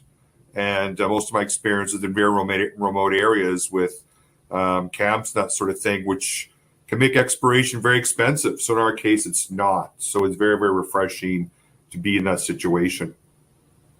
So just on slide 4 here, you can see where we are, specifically in reference to the world-class Fosterville mine, which is owned by Agnico Eagle. And, Fosterville, which I'll talk more about later, was a really challenging asset for many years. And in 2016, Newmarket and subsequently Kirkland Lake Gold made a discovery called the Swan Zone, which ended up having 1 million tons at 3 ounces. 3 million tons at an ounce per ton. And Fosterville became one of the highest grade, most profitable mines in the world. So that resulted in a lot of attention on this area. This area has yielded over 80 million ounces of gold and it tends to be very high grade. So I think it's an area that's been overlooked. But like I said, since the Fosterville success, it's garnered a lot of attention, which is one of the reasons why we are there. So let's talk a bit about our assets. Myrtleford, again, state of Victoria, very significant land package. It's a over 418 square kilometers, and has numerous showings, workings, and adits. And what's really interesting about Myrtleford is there was a lot of work in that area in the late 1800s. And the old timers originally chasing after the alluvial gold in the old ancient riverbeds and creeks. And they mined all that out. And this area has yielded I believe it's over 5 million ounces of gold. And so once the old timers got through all the alluvial material, they went into the hard rock and started mining that. And they were basically doing it with their bare hands, with pickaxes, shovels, and digging out these pits. And so after World War I, there wasn't much activity here. And subsequently, we got our hands on these properties in 2020 and started doing work in 2021. And so it's been relatively underexplored. The red dots here show where all the mineral showings are. And so again, it's littered with showings. When you walk on there, you can see where the old timers were. Pits, adits, trenches everywhere. And so again, where there's smoke, there's fire, and it's a really interesting area to work. Specifically at Myrtleford, we've been working at Happy Valley. That's where we started drilling. It's a 13-kilometer long strike length. And these are narrow, high-grade mineralized reefs or structures that go at depth, very similar to what you see at Fosterville. And so again, we started drilling there in early 2020. And you can see here is the plan map showing the trace or the projections of these drill holes at Happy Valley. You can also see where all the historical workings are. And so we were drilling there. Here's a cross section showing some of these results. Again, they're subvertical veins or reefs, very, very high grade. It's open at depth, and you can see the red and some of these other reefs in here as well. And that's kind of the nature of this thing. They're very, very high grade, narrow reefs or vein structures. Here are some of the results we had from Happy Valley. And again, very, very high grade, very, very compelling. And even if they're narrow, it's still, we think, would be economic. So it's a very interesting area. We are hitting visible gold, and there's lots of that. We have no problems finding gold on the property. I think it's just simply trying to get it to hold together and have some continuity. Here's Twist Creek to the north. We had a second drill there. And again, it's an area that's had a lot of historical work, and there's been a lot of gold pulled out of the ground, whether it's in the alluvial ancient riverbeds or streams. And again, what's interesting is the old timers, when they went to the hard rock source, they never went below the water table. So again, everything that was tackled or mined was near surface. So again, Twist Creek, we started drilling there. And, we had some interesting results. We have no problems finding gold.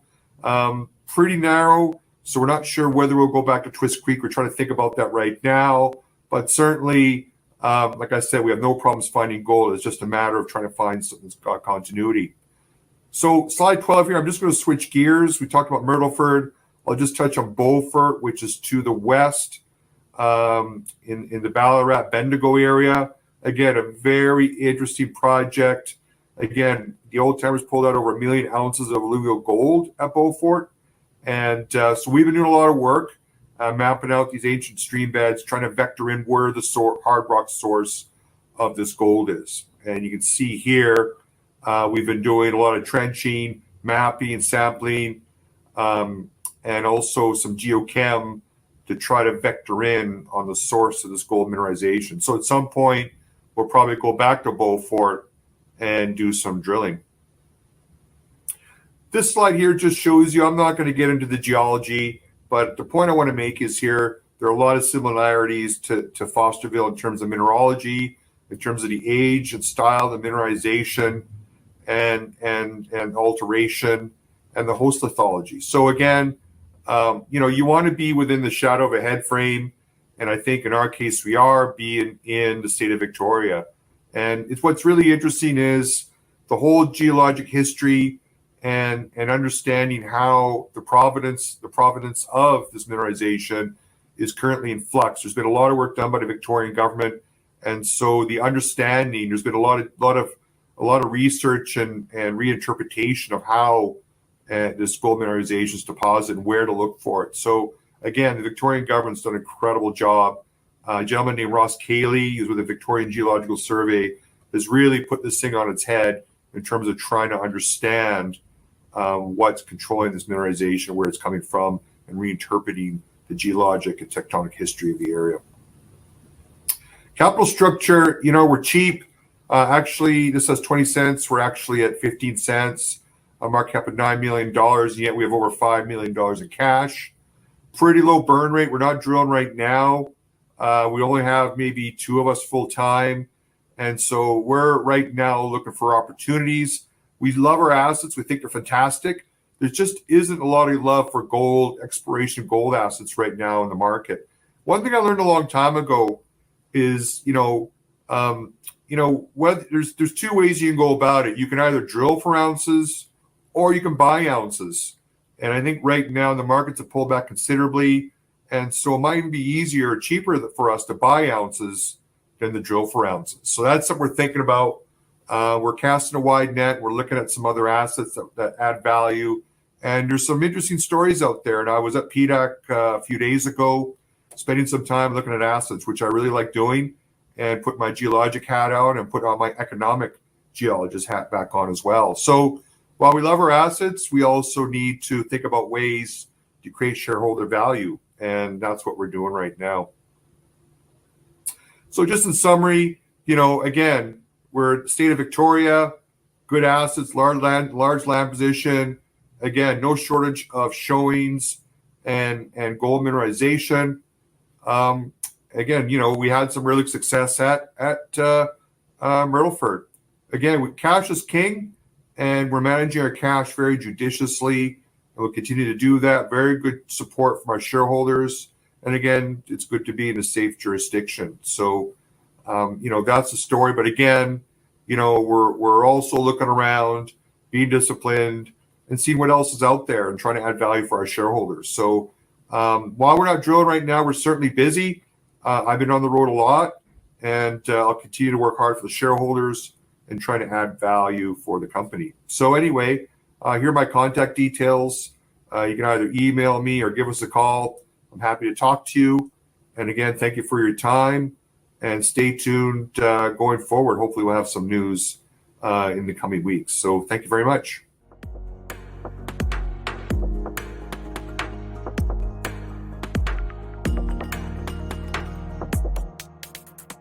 G'day, my name's Adrian Fleming and I'm an Australian geologist. The topic I want to talk to you about today is what I'm calling the exploration geologist's dilemma. Well, often in the exploration business, you get to the point where you've got a drill target and you commit to drilling it, generally with core drilling. You get your assay results back. They're not really good and they're not really bad. And then the dilemma is what to do next. Another example of that is that you've done a lot of drilling and you've defined a deposit, which you would like to think that the engineers and the metallurgists and the financiers would see that as a potential development, and it turns out not to be economically viable. And so then as the exploration team, as the geological team, the management or the shareholders come back and say, well, what do we do? Do we abandon this project? Do we stick with it? Do we try and sell it to somebody? These situations occur quite often. I've been lucky in my career in many different parts of the world to have been either a part of a team or the leader of a team that's made discoveries that became mines. So I wanted to give you a couple of examples of my experience where that situation, the exploration geologist dilemma, has occurred and what took place that allowed a project or drill results that weren't good enough to become something successfully developed into a mining operation. And the joint venture partners decided that they would do a pre-feasibility study. That drilling had defined about 3 million ounces running better than 3 grams per ton, eminently an open pit potential project. Well, the results of the pre-feasibility study came back and they weren't very positive. They said this project is extremely remote. It's in the middle of Papua New Guinea in the mountains. There's no electricity. There's no infrastructure. Quite frankly, the capital cost of this project can't be sustained by the resource that you have identified to date. Okay. The joint venture management came back to us, the geology team, and said, you've got to find more and it's got to be high grade. We've drilled all these holes. We thought this thing was going to cut it and it hasn't. What to do now?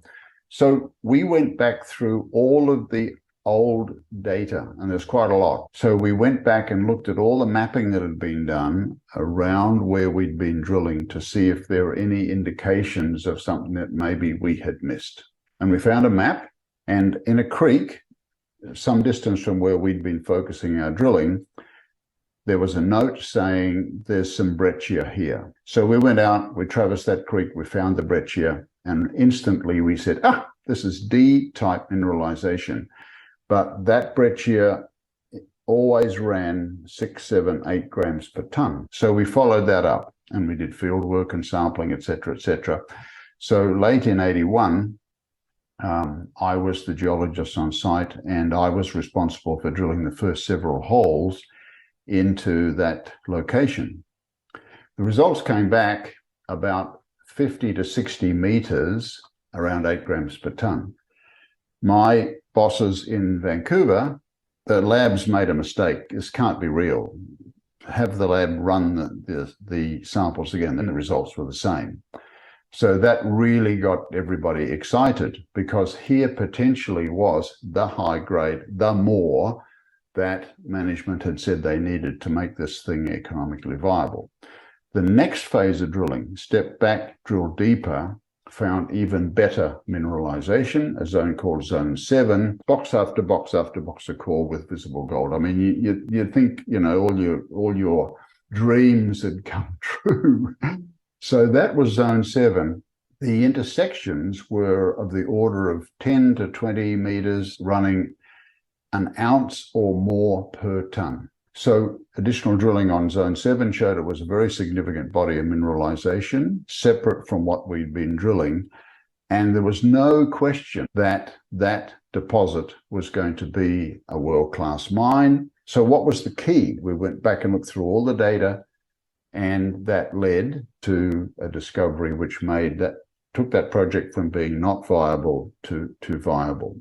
Often in this situation where the results you've got don't make it, you've got to go back to the data, try a different method, think outside the box, bring an expert in who might have a different perspective and say, well, what about looking at this stuff over here? There are often situations where when you are saddled with the geologist's dilemma, you can find a way out. My second example is from Suriname in South America. And this was in the 1990s. I was working for a company called Golden Star Resources. I was the VP Exploration. We secured the rights to an area in Suriname where there had been historic gold mining by Dutch miners in the late 1800s.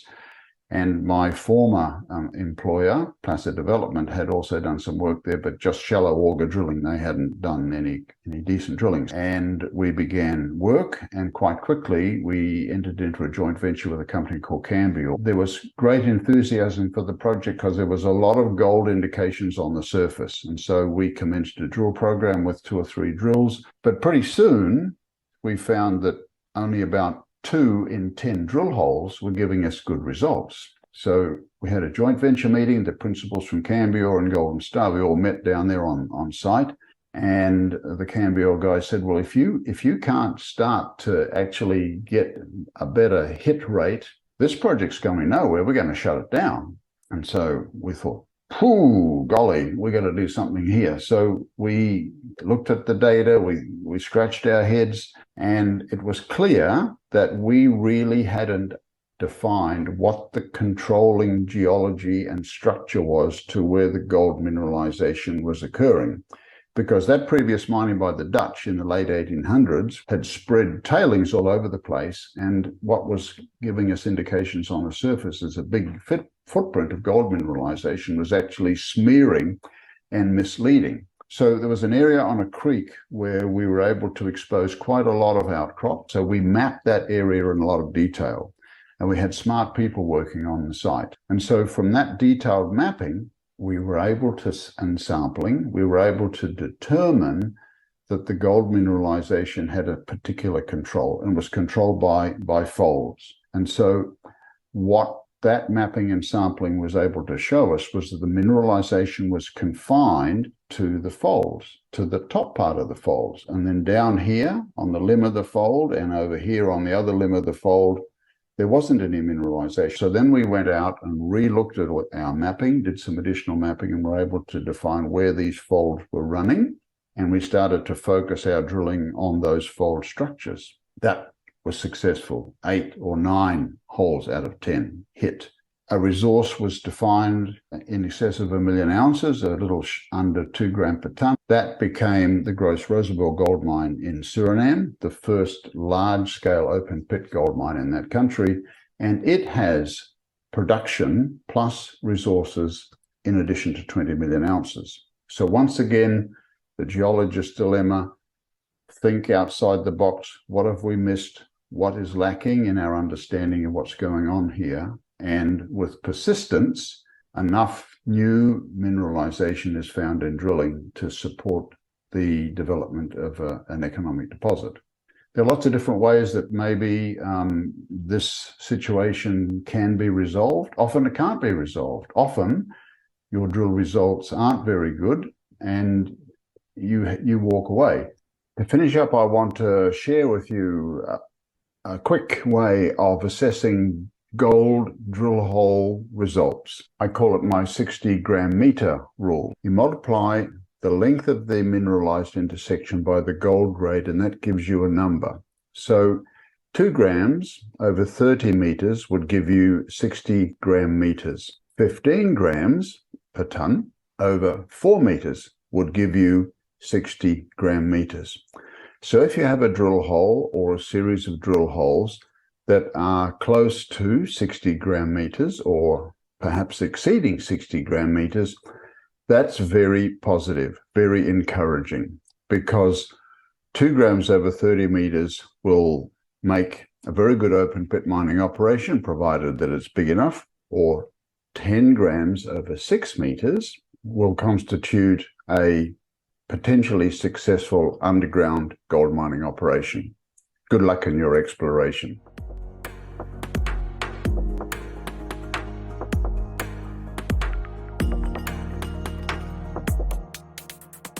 Hello, everyone, and welcome to Thunder Gold Corp.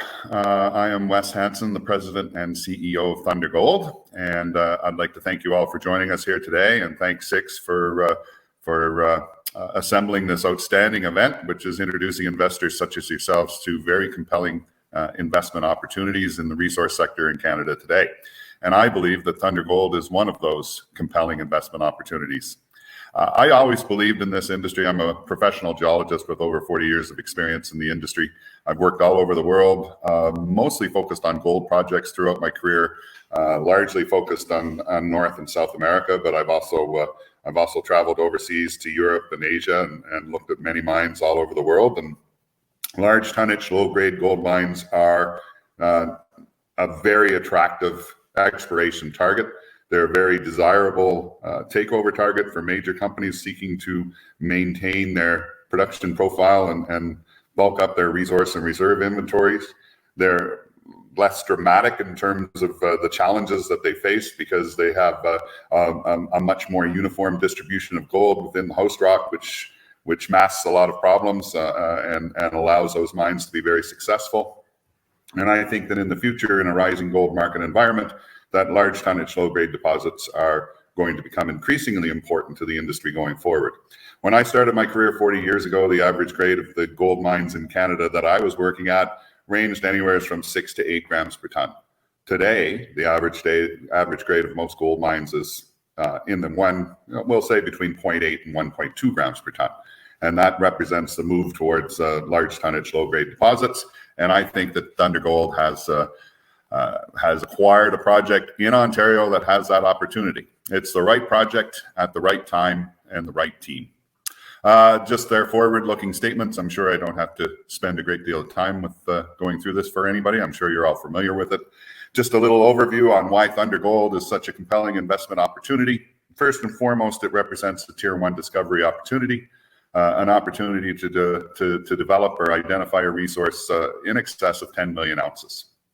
And those type of projects are exceedingly rare and exceedingly difficult to find, particularly projects that are located beside a highway in northwestern Ontario. There's minimal technical risks associated with this project. It's got outstanding infrastructure in place. We already have a road network, a highway, as a matter of fact, which gives us year-round access to the site. There's both Canadian National Railroads border the property. There's a hydro line at site. There's limited water sources that would be impacted by exploration or mine development on this property.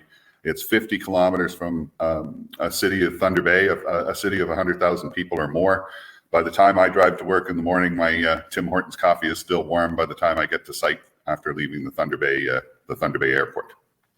Lots of geophysics is a primary exploration tool that we're using, and we have a number of geophysical anomalies that remain unexplained, and detailed evidence that indicates that induced polarization surveys are very successful at outlining the gold mineralization that's been discovered to date.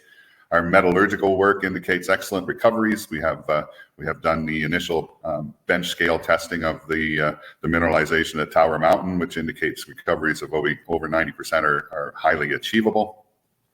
We see a lot of this is a low cost exploration opportunity. It's close to a highway. I mean, we don't have to develop a road network ourselves. We don't have to fly materials or manpower in and out of the property. We don't have to build a camp. We can house our employees in Thunder Bay. So there's a lot of infrastructure related benefits associated with this particular project that are all contributing to a low exploration cost. We're probably going to be one of the lowest cost exploration projects in Canada going forward for some time. We're very undervalued currently, just like a lot of our peer companies. This is an excellent and outstanding opportunity to get in at a low cost basis and hopefully ride our exploration success to a much higher valuation in the future. We don't see a lot of risk associated with this project. As I noted before, the infrastructure is in place and not a lot of waterways to be impacted on the project. So those are all significant benefits to exploration and development, and we're just moving this forward. We have a market capitalization currently of around 7 million. We've got 167 million shares outstanding. We've got an experienced board and management team. We see this Tier 1 discovery opportunity is related to, if you're looking in the Mineral Resource Model Handbook, most gold projects in the greenstone belts of Canada or orogenic type deposits are associated with shear zones, very high grade, lots of visible gold, spectacular results coming out of the drill core. We do see some of that at Tower Mountain, but this is much more of a large tonnage, large scale, low grade deposit with consistent mineralization extending over several hundreds of meters, ranging anywhere between, I would say, 0.1 to 2 grams per ton on average. Depending on what cutoff grade you use, you can have a number of different target opportunities that you can break out of the system. So the slide on the left is an overview of the regional geology of Tower Mountain. You see the core intrusive complex highlighted in magenta colored and labeled as the TMIC, which stands for the Tower Mountain Intrusive Complex.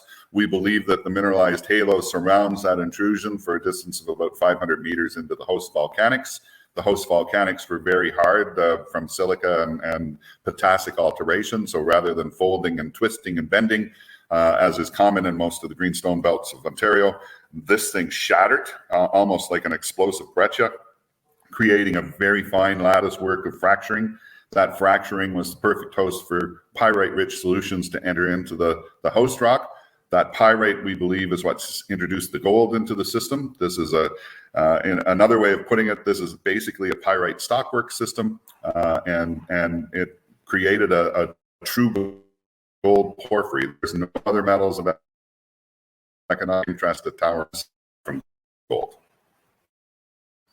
The right picture of the drill, believe the results that we're seeing with our current drill program, which commenced in mid-February, and is currently approximately 50% complete. That drill program will be completed in another 4 weeks, and we expect to have results, basically all results in hand by the end of May, perhaps, but we should have some early results in the not too distant future, and we're looking forward to sharing that with the market. In terms of the property itself, it's ideally located, as I mentioned earlier. It's immediately beside the Trans-Canada Highway. It's bordered on the north by both Canadian national railroads, the CPR and the CNR, and there's a hydro line that basically transects the western border of the property. It's about, you couldn't ask for a better location. It's less than 50 kilometers from Thunder Bay. Very easy to get to. It's very convenient, and it's greatly appreciated for a guy who's traveled a lot all over the course of his career. It's nice to have a 2-hour commute to go to work. In terms of the actual data itself, there's been approximately 175 holes drilled historically at Tower Mountain by a number of different exploration companies dating back to the 1980s. These holes largely were targeting orogenic type gold systems, similar to what you see at Red Lake. So the shear zone hosted high grade quartz vein with visible gold and spectacular results. And what they were finding, they did have some very high grade hits throughout the deposit areas that have been tested to date, but those seem to have limited extent and difficulty in connecting from hole to hole and section to section. So I think it was Val Gold starting in 2002 started to recognize the large tonnage low grade potential at Tower Mountain, and they started drilling specifically to test that opportunity, and they developed a database of approximately 25,000 samples. Those 25,000 samples, all of them average about 0.3 grams per ton. So every sample in every drill hole averages about 0.3 grams per ton. But within that, at certain cutoff grades, you see subset of the population starting to creep up into areas of economic significance. So somewhere between 0.25 and 0.3 grams per ton, you're showing a deposit with an average grade of in the range of 0.8 to 1 grams per ton, and probably an average strip ratio of somewhere between 3 to 4 tons of waste for every ton of ore. And we're looking to improve on that. We think that there's opportunities with our current drill program to significantly increase the frequency of higher grade samples, because we're drilling off the core IP chargeability anomaly that has not been drill tested to date. And those grades are important, particularly the lower grades, because most of the operating gold mines and projects currently being developed in Canada today all feature low-grade mineralization somewhere between 0.8 and 1.2 grams per ton, and that includes Detour Lake, which is currently Canada's largest gold producer. They produced over 700,000 ounces last year. It's a huge pit, over 14 million ounces of resources or reserves and growing, and that's just a classic example of what we're trying to accomplish at Tower Mountain. We may not get to be the same size as Detour, but you know, out of the gate, we're looking for something in the range of 100 to 200 million tons, demonstrate potential to the market for 100 to 200 million tons, averaging over or approximately 1 gram per ton. And that's kind of our benchmark starting point. And we see that opportunity at Tower Mountain, which was part of the appeal when I joined the company 6 months ago. Quantity is a quality all in its own, and you hear a lot of talk and there's a lot of effort and a lot of promotion about high-grade gold projects around the world where they have these spectacular results commonly associated with visible gold. And look, those are awesome projects and they have great upside potential. But the concept that grade is king, I think, is a relic of the past. I mean, it was certainly valid when I joined the industry in the 1980s. But increasingly what we see in the industry today is a move towards large tonnage, low grade opportunities. And the reason why is predictability. Predictability is a more important feature for a major mining company than quality in some respects, because high grade deposits with lots of visible gold, yeah, you get those spectacular results. But what ends up happening is you lack the continuity, and that lack of continuity produces a lack of predictability, and a lack of predictability for an operating gold mine who already has enough challenges, that can be very difficult to overcome. So what I'm showing here is Canada's top 10 gold mines. These are the best gold mines in Canada. These are the cream of the crop, so to speak. And what we see is that there's very little difference in terms of all-in sustaining cost and cash cost per ounce of production. There's very little difference between large tonnage, low-grade deposits such as Detour and Malarctic on the left versus the highest grade gold mines in Canada, which are Bruce, Jack, and Macassa on the right. And you know, that kind of surprised even myself when I was assembling this. This is a 3-year trailing average look back of all-in sustaining and cash operating cost per ounce, and it basically destroys the myth that grade is king. I don't think that's the case anymore, and that's the appeal of Tower Mountain. This is a more detailed geological map, but it shows our exploration target in terms of the contours that are shown just to the west of the Tower Mountain intrusive complex, which we see here in the pink and magenta tones. The mineralization sits in the light green volcanic rocks to date. It's closely associated. Most of the drilling is surrounding a core IP chargeable anomaly that is largely untested in our drilling to date, and that's the opportunity that we're seeking with our current drill program. We see long, sustained intervals of elevated gold grade, you know, at a 0.1 cutoff over several hundred meters, and at a 0.3 cutoff anywhere between 10 to 100 meters in terms of the length of the interval that's been intersected in the drilling to date.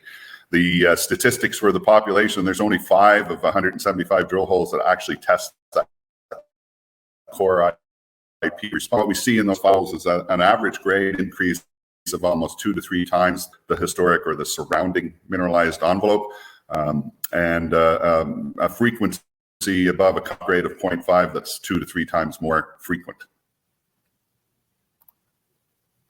So our exploration drill program that's currently underway is testing an approximate 800 meter strike length.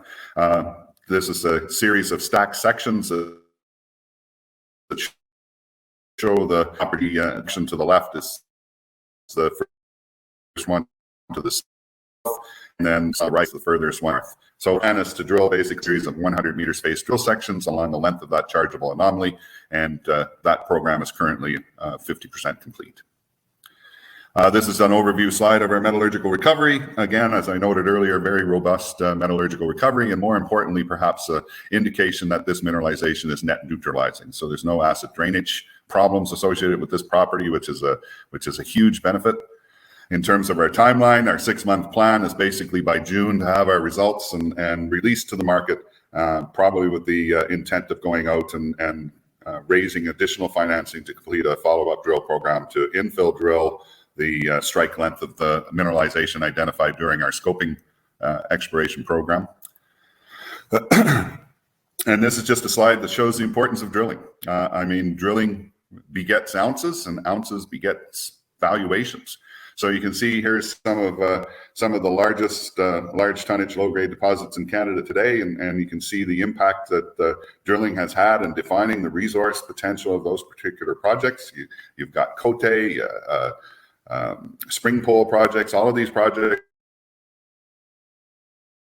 are located large tonnage, low grade opportunities. They're all resources of from 2 million to 20 million ounces.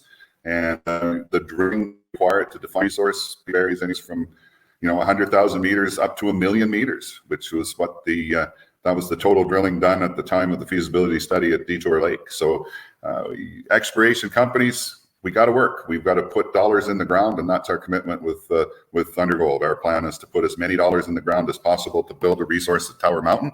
That's a high quality, large tonnage, low grade mineral resource. I'd like to thank you all for your time today. I hope you enjoyed the presentation, and I'm more than happy to answer any questions anybody may have in the future.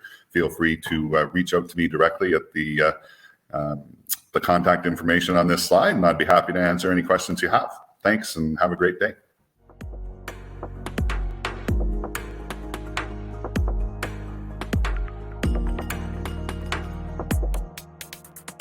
Good morning, and thank you for the invitation to present at the 6 Mix Leaders in Mining event. My name is Ann Wilkinson, and I am the Vice President, Investor Relations for Generation Mining. Over the next 5 to 7 minutes, I'd like to briefly describe our marathon project and then dive into a brief description of the metals we intend to develop and what makes them so important in a world working hard to decrease our carbon footprint and slow global warming. From time to time, I will be making forward-looking statements about the metals markets in general and generation in particular, and I caution you that given the nature of the forward-looking statement, things often turn out slightly different from what we expect. So our marathon project is located on the north shore of Lake Superior in what I consider to be a great postal code for mining projects.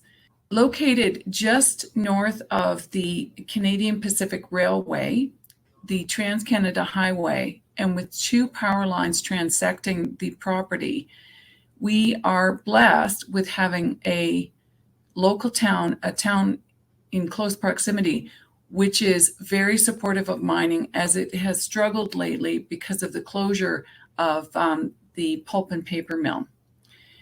Given the nature of the property and its location close to these 2 power lines, one of the most important things is that the property, once in production, will be extraordinarily low on a carbon intensity footprint. I want to unpack a little bit the mineral resources that are in the deposit are 4.2 million ounces of palladium, 1.1 billion pounds of copper, and 1.4 million ounces of platinum. Now, I won't talk a lot about the platinum today, but I'll focus on palladium and copper and why this is important to us. I had discussed the fact that that once in production, we'd be in the lowest quartile for carbon intensity. And the reason for that is because of the power lines and the fact that the power comes from the Bruce Nuclear Power Station and from hydroelectric facilities in close proximity. So, discussing palladium. Palladium was discovered in 1803 by the English chemist William Hyde Wollaston. It was named after the Greek goddess of wisdom, Athena, who was also known as Pallas. Palladium, together with ruthenium, rhodium, osmium, iridium, and platinum, are referred to as platinum group metals or PGMs. Palladium itself is a silvery white, lustrous, malleable, and high-density metal, and it's chemically inert to attack by mineral acids and air or water under normal conditions. Palladium is typically found together with noble metals like copper, silver, and gold. And the PGMs are most valued for their wide range of industrial, medical, and electronic applications. Between 2006 and 2019, global mine supply declined by 1.8 million compound annual growth rate, with South African palladium mine supply declining by 2.4% and Russian mine supply declining by about 2.8%. Palladium has remarkable properties to absorb hydrogen gas, which remains in an active state. And because of this ability to absorb hydrogen, it is used as a chemical catalyst in different types of industrial and laboratory reactions. So 84% of palladium globally is used as in the autocatalyst supply.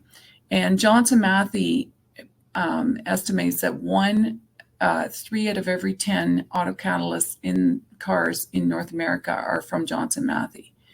It's required by law in most countries, and the modern catalysts convert 98% of carbon monoxide and nitrous oxide. And that's important because nitrous oxide is 300 times more potent as a greenhouse gas than CO2 emissions.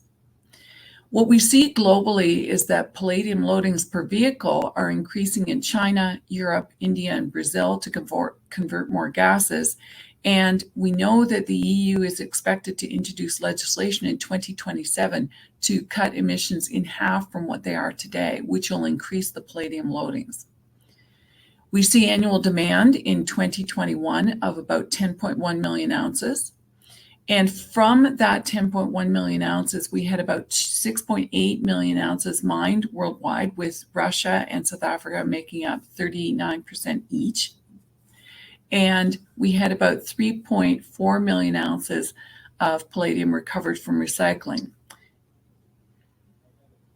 We see a lot of positive research for palladium in hydrogen storage because palladium nanoparticles store hydrogen like a sponge. It's also important to note that palladium is used in the production of hydrogen peroxide by an oxidation reduction. It's used in multi-layer ceramic capacitors, and there's a huge quantity of palladium silver alloy, which is used in this application. It's also used as a different type of electronic component, making materials or soldering materials. Palladium hydrogen electrodes are widely used in various electrochemical cells. And finally, last but never least, it is not blackened by hydrogen sulfide, and therefore it is used for making jewelry. So we see a lot of demand from that.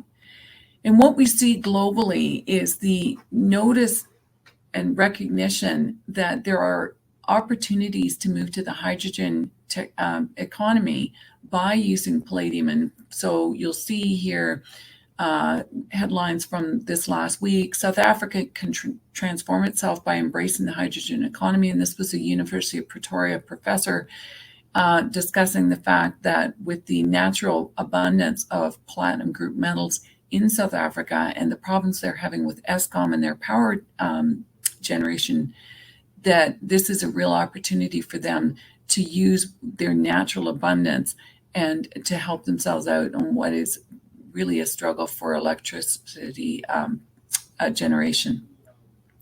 We also see, this stands to reason on the mine supply. As recently as Wednesday, there was an article out, and it said that palladium group metals or platinum group metals production was down about 15.2% in 2022, which is putting a lot of pressure on the palladium supply. We also see articles about the supply deficit and predictions about the metal prices recovering because palladium prices are currently around $1,500 an ounce, which is down about $800 an ounce from its heights last October when the concerns about the war in Ukraine and its effects on palladium supply were pushing palladium considerably higher. Moving on to copper. Copper is one of those incredibly amazing metals. It comes into use very early in human history. In fact, we find examples of it in 8000 BC. In the Roman era, copper comes from Cyprus largely, and so is named Cyprium, metal of Cyprus. And then this is corrupted to cuprum in Latin, and then you get into Old English with copper. Freshly exposed or native copper, it's a pinkish orange, and it occurs as native copper and copper sulfides such as chalcopyrite, bornite, and chalcocite. Major applications are largely electrical wiring, roofing, plumbing, and industrial machinery, and that makes up about 95% of copper. It's important to understand that it's a mineral and element essential to our everyday lives. It's a major industrial metal because of its high ductility, malleability, thermal electrical conductivity, and resistance to corrosion. It's also essential nutrient in our daily diet. And its antimicrobial properties are becoming increasingly important to the prevention of infection. So it ranks third after iron and aluminum in terms of quantity consumed in the US. Now, the statistics that I have are largely from the US, but the US Geological Survey estimates that every American born in 2008 will use 1,309 pounds of copper during their lifetimes for necessities, lifestyle, and health. Element number 29 on the periodic table, copper is considered a semi-precious, non-ferrous, malleable metal with many hundreds of applications in the areas of electricity and electronics, plumbing, building, construction, and architecture. One of the things that's interesting about copper is it was first used by Neolithic man as a substitute for stone around 8000 BC, and I've alluded to that, its discovery time. The science of metallurgy emerged when copper was heated and mold casted into shapes in Egypt around 4000 BC. In 3500 BC, fire and charcoal were used to smelt ores, and copper was alloyed with tin to create bronze, giving rise to the Bronze Age. In ancient Egypt, some 168 miniature copper farming implements were buried with King Tutankhamun to serve him in the afterlife, and these were recovered from his tomb. Moving on to the health side of copper, one of the first examples of an underwater hull of a ship being clad with copper was the HMS Alarm in 1761, and it was used to prevent the attack of the wooden hull by the teredo worm in tropical waters. Copper on its hull was also found to significantly reduce dial fueling of the hull, which gave the British ships a great advantage of speed when compared with those dragging around a vast growth of marine weed. And the cladding kept ships in commission at times when others had to be dry docked or careened onto the shore for hull scraping. And they believed that this significantly enlarged the effective strength of the British Navy. Turning to Darwin, we know that the HMS Beagle, which Darwin used for his historic voyages around the world, was built in 1825 with copper skins below the waterline. And the copper sheathing extended hull life and protected against barnacles and other kinds of biofueling. And today, most seagoing vessels use a copper-containing paint for hull protection.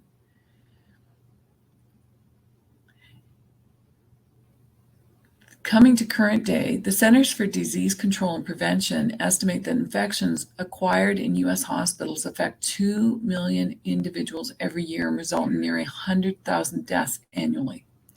The use of copper alloys for frequently touched surfaces as a supplement to existing CDC-prescribed hand washing and disinfection regimes has far-reaching implications, like the potential uses of the antimicrobial alloys where they can help reduce the amount of disease-causing bacteria in healthcare facilities include door and furniture hardware, bed rails, overbed trays, intravenous stands, dispensers, faucets, sinks, and workstations. When we come to the decarbonization and the fight to make sure that we stay within 2 degrees warming, copper is critical to decarbonization, and it's used in windmills, in solar panels, heat pumps, building automation, wastewater heat and recovery, and electric vehicles, amongst others. Digging down into the average car, if you have an internal combustion engine in your driveway, it has about 20 to 22 pounds of copper in it. If your neighbor or you own a Tesla, it has anywhere from 75 to 80 kilograms of copper in it. And accordingly, having a project like the Marathon Palladium Copper Project is important, and its permitting and financing, which we're working on right now, are critical to make sure that we meet the needs of the future. The most important thing I want you to take away from this slide are the light blue and the gray regions of this graph. The issue with those is those are base case capabilities for the copper mining side of the supply curve in copper, and the probable projects that can come into production. The green line is the off-radar projects. The blue, the darker blue, is the lower risk possibility projects, and the gold is the other possible. And you'll note that the red line moves along the top of that through the 2023-2024 period and then diverges. So we're going to have to bring more, less likely deposits on stream to meet the copper demand. I didn't want to say much more at this time, but I did want to just remind everybody that Generation Mining is a palladium copper developer currently focused on permitting and financing the Marathon Palladium Copper Project. And it is our hope and intent to start early construction works in Q3, early Q4 of 2023. And I'd like to thank you for your time.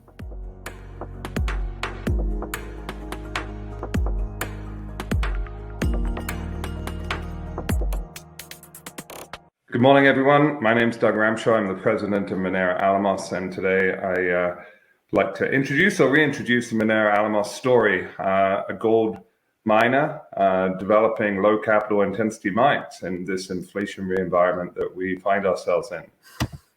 I will be making a few forward-looking statements today.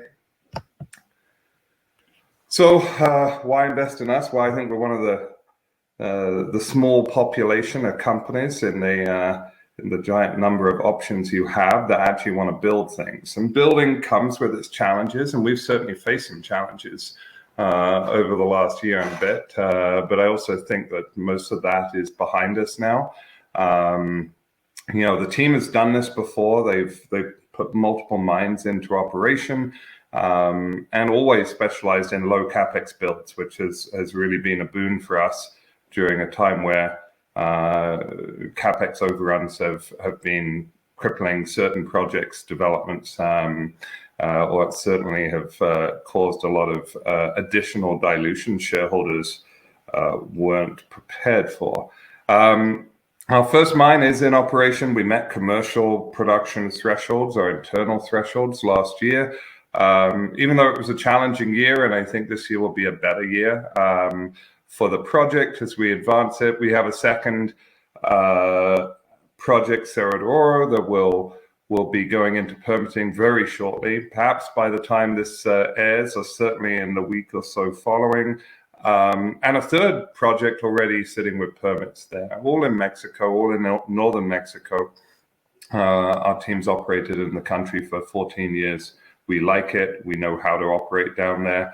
The geology's good. The permitting timelines are quick. And the cost structure for building these mines efficiently is there for us as well. We have a strong balance sheet. We're debt-free, 0 warrants. And as I said, I think we're insulated from inflation because, you know, both our op costs in Mexico are very low, but also our capex builds are so modest that even a modest, you know, small 20% overrun on one of our builds is $4 or $5 million. It's not $50 or $100 million. So I think that serves our shareholders very well.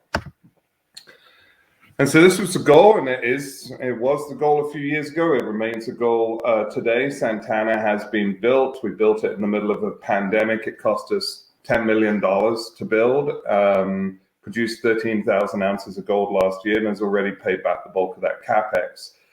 Cerro de Oro is a game-changing asset because, unlike Santana, it's a much more conventional build.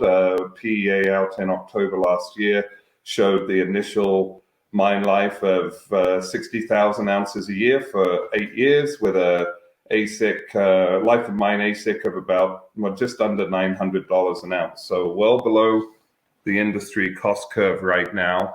That means that we can benefit from rising gold prices, but our projects are very defensive in a falling gold price environment. Santana will go through a series of expansions over the coming years and will get bigger. But the most important thing with Santana was demonstrating our cost structure in Mexico and also generating cash that allowed us to feel more comfortable about taking debt on to build Cerro de Oro. I mentioned we're debt-free. That won't last. I'm quite happy to take debt on, especially for a project that at $1,650 gold pays back its capex in 1 year. So really debt for us is more like short-term bridging. We have La Fortuna waiting in the wings, permitted, and we were looking at a number of assets last year. We continue to look at other assets this year with a view of building out the pipeline as we want to grow this into a very meaningful gold producer over the coming years. The operating team, I've kind of focused on the operating team rather than our board, and that's no disrespect to our board. It's a very technical board. But the people that are doing all the hard work on the ground, that's not me. That's Darren Kernigan, our CEO. He's the mine designer and builder. Federico Alvarez is our COO. Miguel Cardona, our VPX. Janet O'Donnell. Those 4 people were all part of Castle Gold that have done this before, built a $7 million mine that turned into a 100,000 ounce a year producer from those small beginnings, and complemented by other people that have worked closely with our team for years Carolina Salas, Chris Sharp, and my colleague on the capital markets side, Victoria Vargas. So we have a strong team. It's a lean team, and we'll continue as the company grows to make smart additions to the team as and when needed. One of the benefits of operating in Mexico is abundance of contract mining firms, so we can keep a relatively lean team above, and that ultimately means that we're putting our money into our projects. We're not necessarily having exorbitant G&A. I'm very proud of our costs in this company.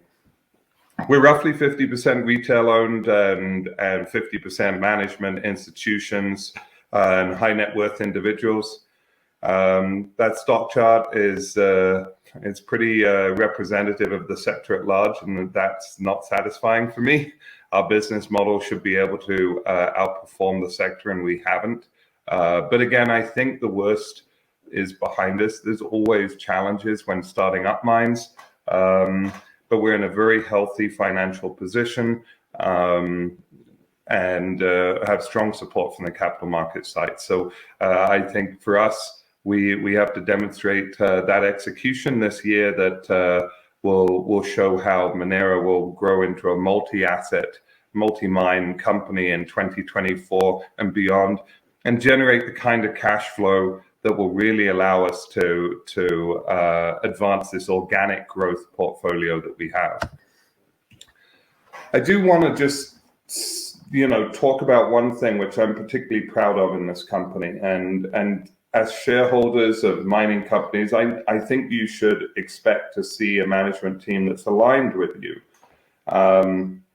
The pie chart on the preceding page referenced about a 6% management stake, and that doesn't seem like much. Sometimes you might see some junior company and it's got a wedge there for management that's 30%. Or when you dig down in it, you realize that there's a lot of very cheap paper, not cheap paper that was bought like you buy in the market, cheap paper that was created. Sometimes it's genuinely earned through sweat equity, and sometimes it's just created. And I don't think that that's something that, it's something which is a particular issue that I have. So I'm very proud of our real, genuine shareholder alignment here. I mean, I've doubled my holdings in the company from a little over 4 million shares to close to 9 million shares over the last 2 years. That's buying in the market alongside our shareholders. Others and my management team have done the same. And I was doing, some people might look and go, "What? You were lucky. You had a success with Great Bear and were able to have this." I was doing that well before Great Bear's success. Great Bear allowed me to accelerate those purchases, but I want to make sure that if someone is investing in our company, that with their after-tax dollars, I'm doing precisely the same thing myself. But it's not just open market purchases. It's how we've approached incentive stock options. We have a 10% rolling plan. We've never used a 10% rolling plan. We're not trying to max out the options at the lowest possible price. In fact, the last 2 grants were set at significant premiums to market, and the 2021 grant had vesting tied to very meaningful production thresholds. We probably will only see 75% of those options because we didn't meet, or likely in the 5-year period won't meet, those meaningful production thresholds. And that's appropriate. If we can't execute fully according to our plan, then maybe, the incentive stock options shouldn't fully vest. Again, that's shareholder friendly. How we approach all aspects of our cost structure, including salaries, is very important to us. Salaries should not lead the growth of the company. As the company scales, maybe salaries can scale. All too often we see in this sector exorbitant salaries on companies that really, should be putting that money into the ground to ensure that you have every chance of success. So we're about winning together, not at your expense. And I'm particularly proud of how we approach this. Okay, so the projects, the business model, that's the Santana mine, a $10 million mine built in Sonora.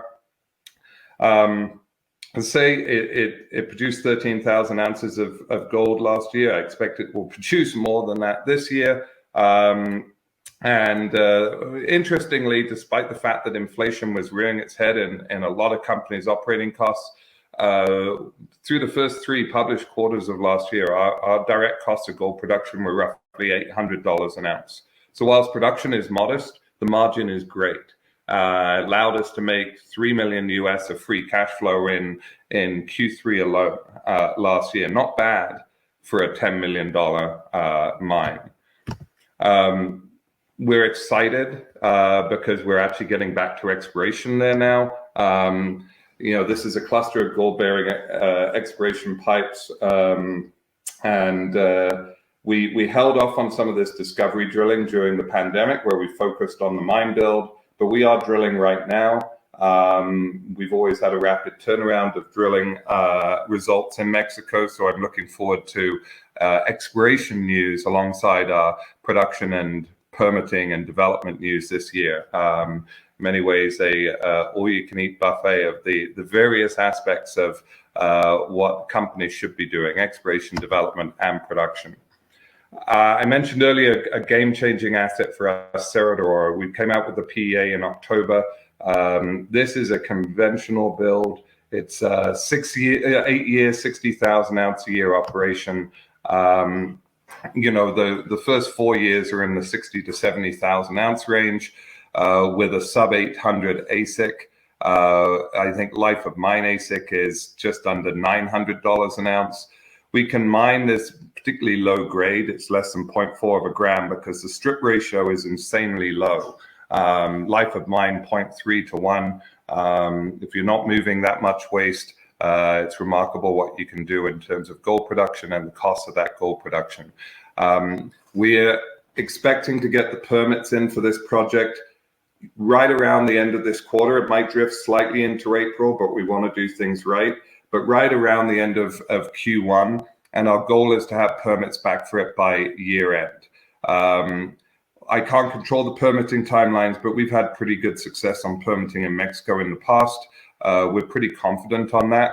What I will be able to demonstrate, I hope, in the first half of the year is how we're going to fund this. And as I mentioned earlier, we're more than happy to take some debt on, especially with robust economics like this, with 1 year payback at even at $1,650 gold.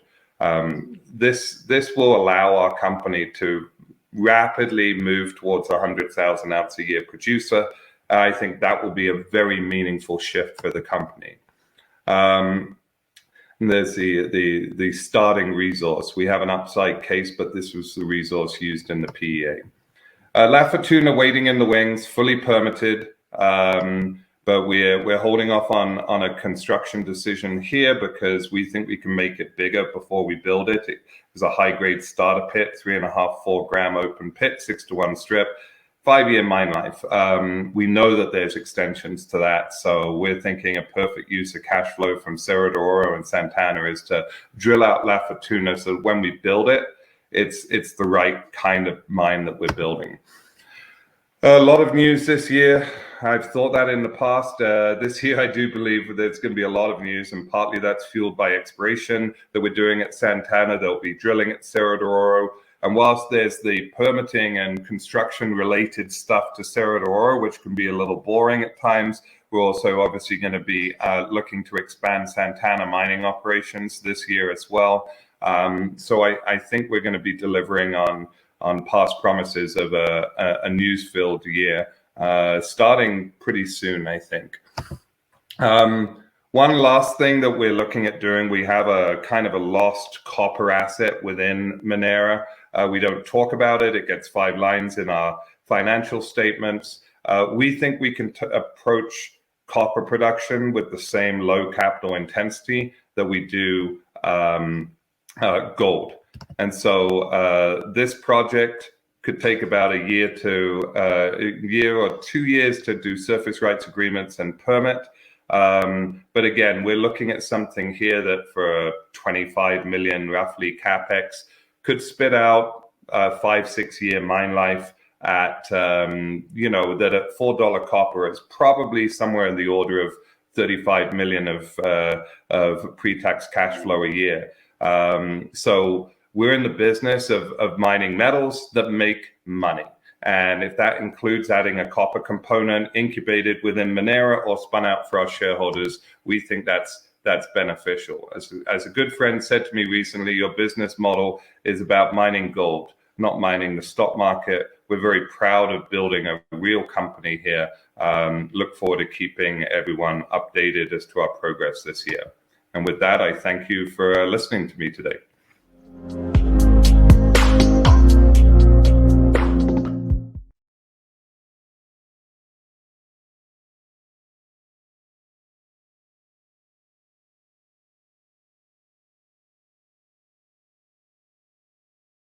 Hi, and welcome to our panel today. Joining me are some wonderful panelists, Rick, Wes, Peter, and David. I'm your host, Daniel Barankin, the founder and CEO of SIX, and we're going to be focusing today looking at the banking crisis and its implication for gold and gold equities.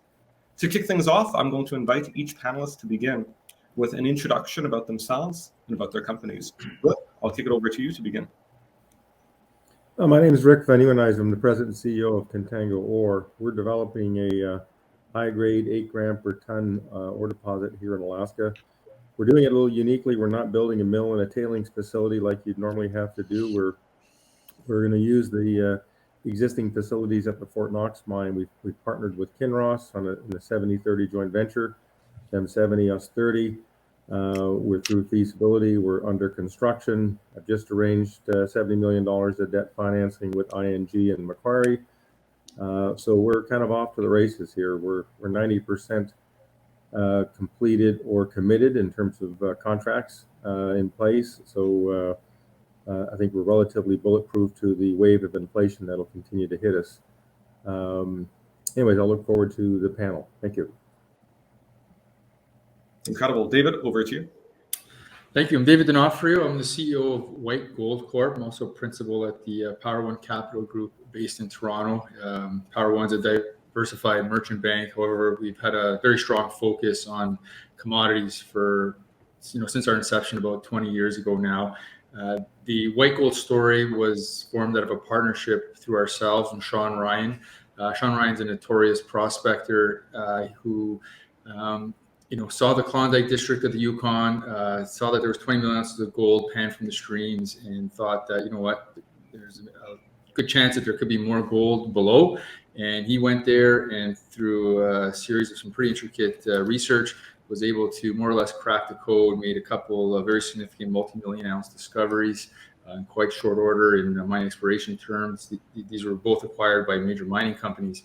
And through that process, he's basically tied up the entire district. We've gone and consolidated, and now we're the owner of one of those deposits. So we're quite a unique junior gold exploration company where we have some very advanced assets. We have gold ounces in the ground, approximately 1.8 million ounces in all categories, really good grade at 2+ grams, starting from surface.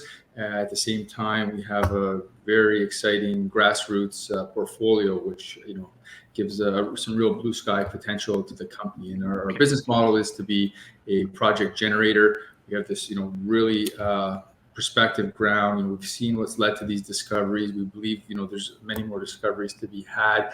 This, in our view, is, one of Canada's, earlier but more exciting emerging gold camps with the history, and sort of fostering that view is the recent significant investment made by several major mining companies.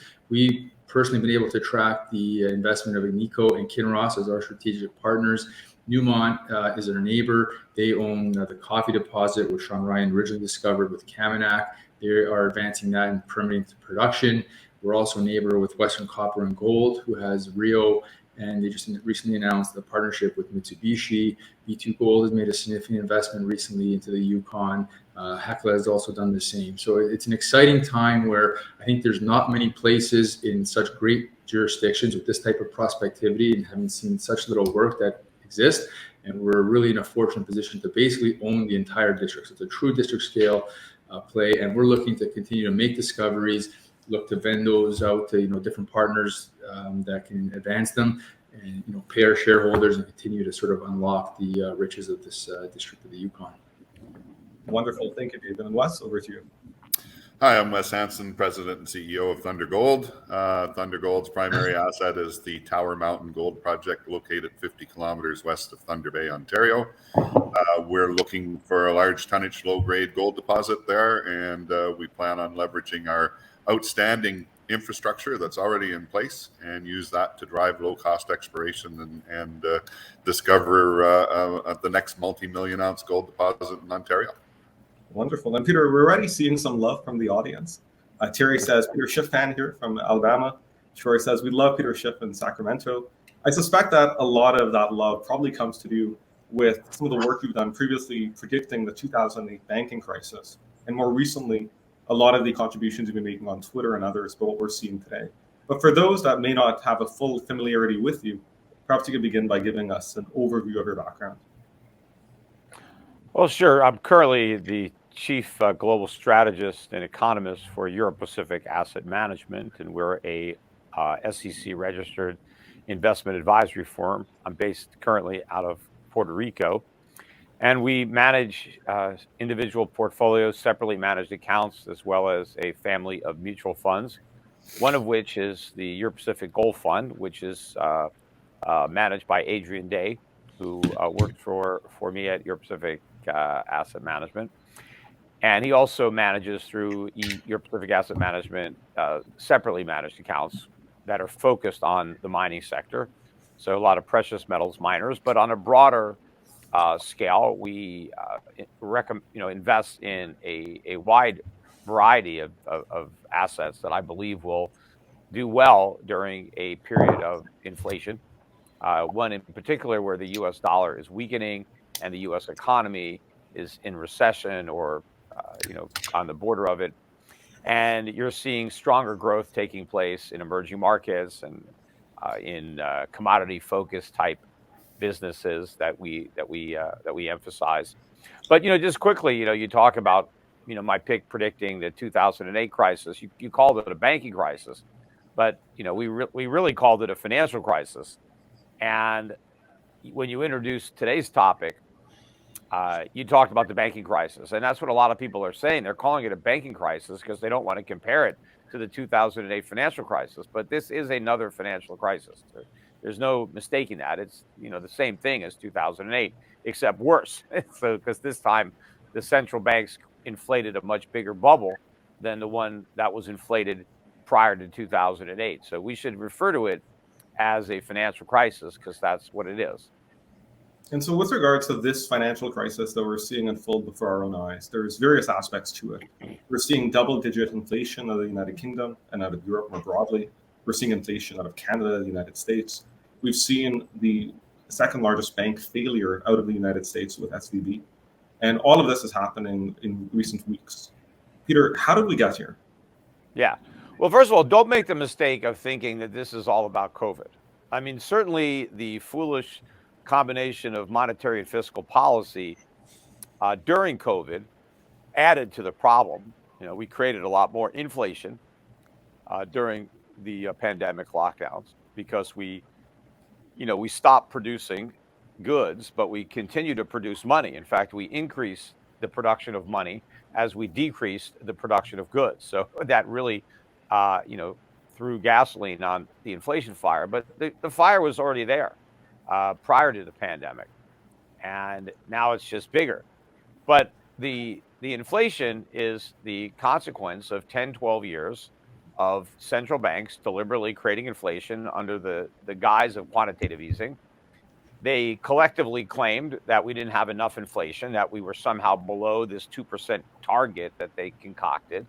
And because the official government measures of consumer prices were not quite 2%, the central banks thought it was an emergency and they needed to save us from the perils of a cost of living that was not rising by 2% a year by creating a lot of inflation.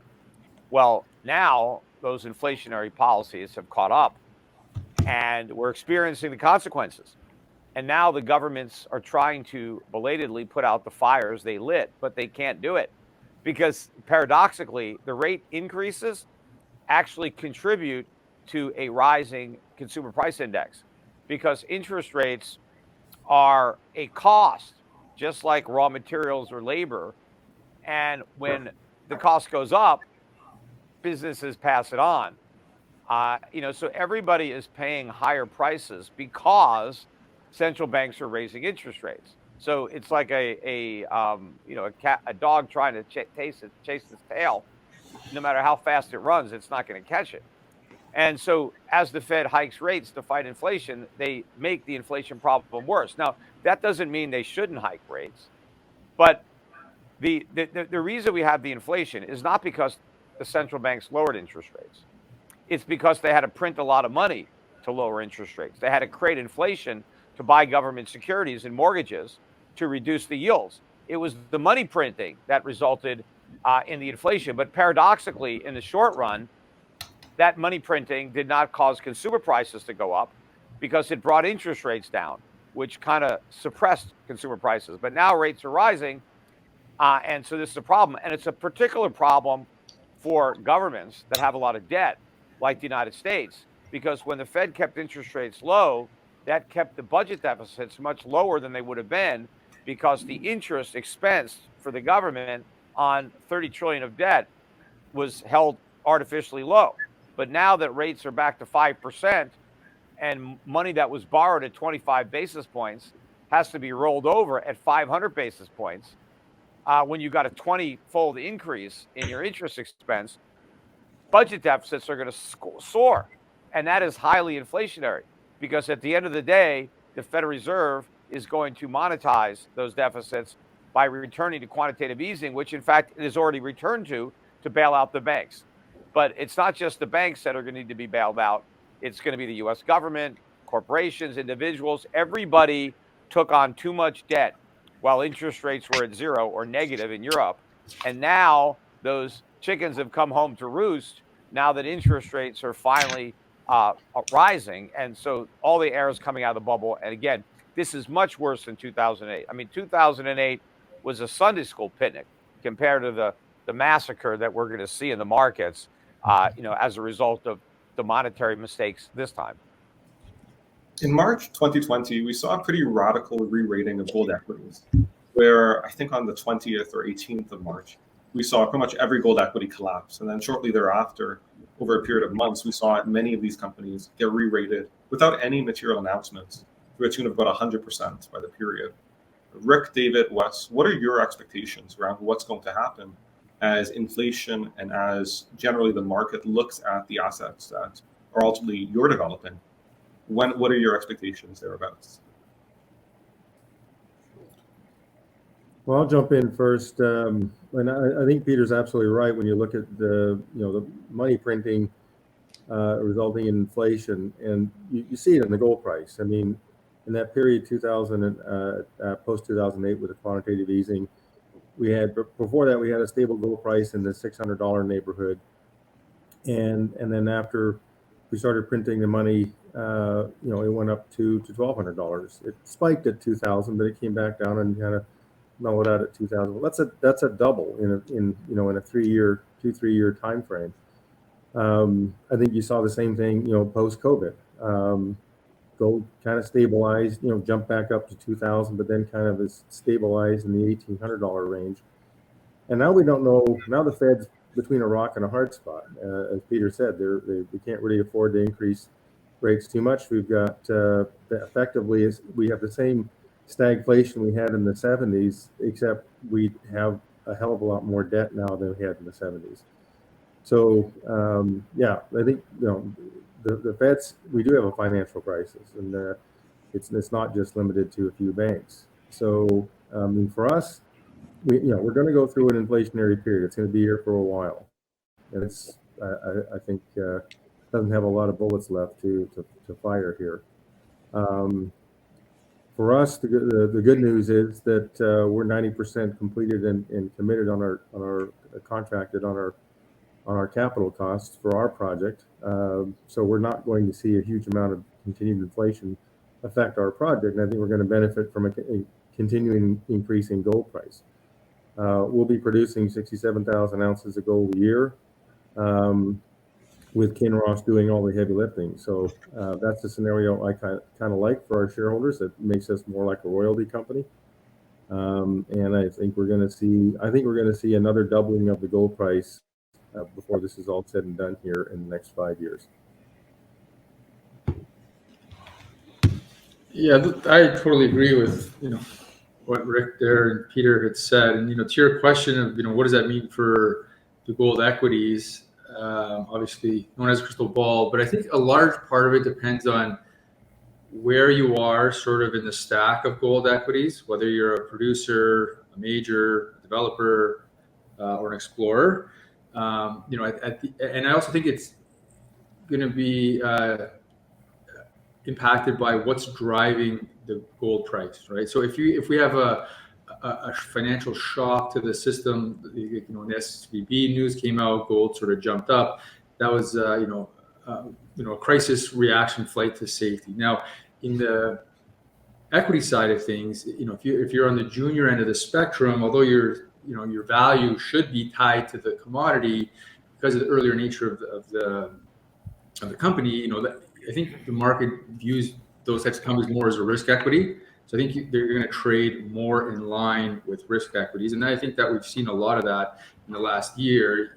As the rates have gone up, the risk trade has been off. The tech companies have been crushed, but so have the junior gold companies, right? And I think that's because they're getting caught in that bucket. Now, if you can sort of look a little bit further down the road, there's, I think, currently the largest disconnect ever between the value of the underlying commodity and the value of some of probably the basket of these junior companies and companies with advanced deposits or whatever.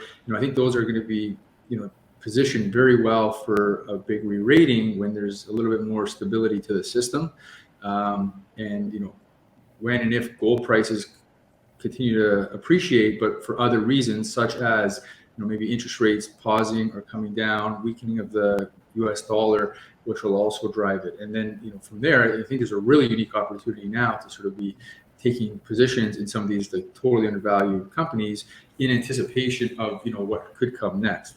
So I think that's pretty, a unique opportunity that, faces the market right now. Maybe it's difficult, when does that happen? Today, tomorrow? It's difficult to make those kind of risky bets now, yes. But I think what also is going to drive a lot of it is, the profitability of the producers is going to, I think, improve significantly over time, right? They have their investments at sunk costs largely already. Their commodity prices are going to increase. A lot of their input prices are going to go down. We've seen the price of oil come from 120 down to $70, whatever it is today. So to the extent those are looking better, I think that's going to bring in more people to the industry. I think, from what I understand, the generalist community is not there at all yet, right? Maybe we start to get some more attention from that. And then eventually, there's that trickle down effect where it goes from the majors to the mid tiers to the juniors. And what could also be happening, and we can look forward to, is if that disconnect continues, we're going to see more M&A. So I think we've started to see some M&A already. And, just sort of my involvement in the market in other capacities, I'm starting to see more of that, ramping up and a lot of tires being kicked just because, these assets are just so deeply discounted that the majors, would be sort of foolish not to sort of take them over when they can.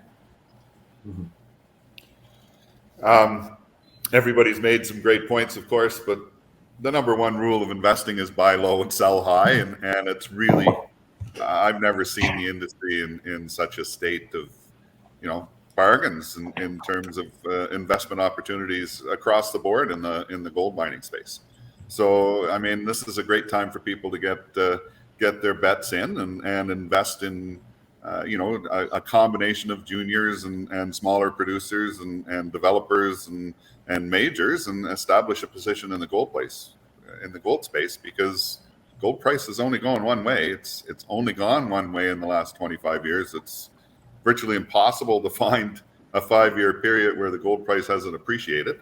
So get your bets in and buy junior companies and other gold producers that have solid fundamentals, like good management teams and good properties and good opportunities for success, and ride that wave, because the supply demand side on the gold space is fundamentally solid. I don't see that changing. We kind of look through the lens of North American investors, but in terms of the gold price in Canada and other countries in the world, it's never been higher. in terms of buying, in terms of physical gold, both in terms of bar and coin and in jewelry. The third world is driving that investment, and I don't see that's. I don't think that's going to change in the near future. One of the emergent themes out of this conversation that I'm hearing is this idea of the flight to safety. And what's really interesting is that the flight to safety is fundamentally what collapses banks. It's what collapses SVB, as people are withdrawing their deposits and fleeing the bank to find safety elsewhere because they don't want that counterparty risk. What I find really unique about the Silicon Valley Bank story is that by way of looking at why it collapsed, a large part is where it invested. And what it invested were the safety assets that governments were instructing it to invest. SVB purchased treasuries. SVB purchased mortgage-backed securities. SVB did, by all intents and purposes, everything that was being directed to it over the preceding years by the federal government and basically by these various regulations in terms of what's permissible to invest. Peter, you've been an outspoken critic of central bank digital currencies for a very long time. These central bank digital currencies are increasingly coming to light there by the Bank of Japan and by various government reserves and agencies and governments around the world as kind of an alternative to this current financial situation, with the idea that investors and consumers can find safety in those assets when they're ultimately released. Why are you an outspoken critic, and what risks do you see with government-issued central bank digital currencies? Well, I mean, first of all, there's not going to be any safety in a government-issued cryptocurrency. I mean, it's just going to be a cryptocurrency backed by its own currency, right? In the case of the United States, it'd be the Federal Reserve note, otherwise known as U.S. dollars. So there's no safety there. I mean, if all you care about is preserving your dollars, then you might say your dollars are safe. But if you care about preserving the purchasing power, there's no safety at all. You know, the purchasing power is going to evaporate over time. I mean, we've already decided that inflation is the poison that we're going to pick. The government is not going to allow defaults, bankruptcies, financial crisis. Everybody gets bailed out with inflation. That's what's already happening right now with these banks. And, you know, just because Silicon Valley Bank bought treasuries didn't mean they weren't taking risks. They were taking tremendous risk. They were buying long-term treasuries with interest rates at record lows. They were buying the top of a bubble. But the regulators didn't care. As long as they claimed they were going to hold these bonds to maturity, then they were able to put them on their books without a haircut and never have to mark them to market. But, you know, Silicon Valley Bank needed the money because the customers wanted money. They had to sell. But more and more bank customers are going to want their money because the banks can't raise interest rates enough to compete with treasuries because they've already locked up the money in long-term low-yielding debt. And they're never going to be able to offer a yield that even comes close to matching the inflation rate. And so as the public comes to terms with the new reality of very high, maybe double-digit inflation annually, as far as the eye can see, nobody is going to leave any money in a bank.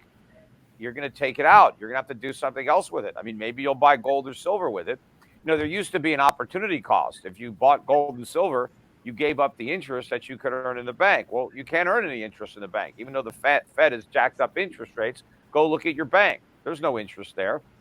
You know, you've got to buy a CD, or you got to lock the money up, or you got to buy a money market, but that sucks the money out of that banking system. And it puts a lot of pressure on the banks. And, you know, the reason that gold has stayed relatively low, even though, it's near record highs in dollars and it's at record highs in, just about every other currency. But the public still doesn't appreciate how much inflation we're going to have. They still believe the Fed can bring us right back to the good old days of 2% inflation. Those days are gone forever. They're never coming back. And it would take me longer than this program to really explain why that is the case. But it's not going to happen. And so when investors realize that inflation is going to be very high, then they have to reprice gold for a higher inflationary market. And so the value of gold is much higher if you assume inflation is 10% a year versus if you assume that it's 2% a year. And of course, that's all going to lead to a dramatic revaluation of the mining sector. I mean, ironically, mining stocks have been one of the biggest victims of inflation, because inflation has driven up the cost of mining. But because investors expect it to go away, they don't expect it to continue, gold hasn't gone up nearly as fast as the cost of getting it out of the ground. So that has put a lot of pressure on these mining companies. But I think what's going to happen is that gold is going to have to catch up as it's re-rated for a higher inflation environment. And all of a sudden, the price of gold is going to rise much faster than the cost to mine it. And that's when the profits of the gold mining sector is going to surge. A lot of the producers will be able to increase their dividends substantially. And all these securities will be a lot more attractive. And you're going to see a rush to get in. You know, I think right now the only people that invest in gold stocks are in the fringes, you know, just like me. I don't think it's very mainstream. I don't think if you looked at pension funds, endowments, the hedge funds, any of the major players around the world, they have very little to no exposure in mining stocks. And when they realize that they need to have some exposure, and they will eventually realize this, because as some of their competitors begin to incorporate mining stocks into their portfolio, and then they start outperforming as a result of that allocation, that puts pressure on everybody else to do it. And so you have a lot of money trying to get into a very small, window, and prices could go up very, very fast. I mean, so you got to buy these securities now. You can try to pick the stocks yourself, or you can entrust somebody like Adrian Day, who manages our strategies and our mutual fund, to do it for you. He's been doing it for, I think, 30, 40 years. I think he's the best at it.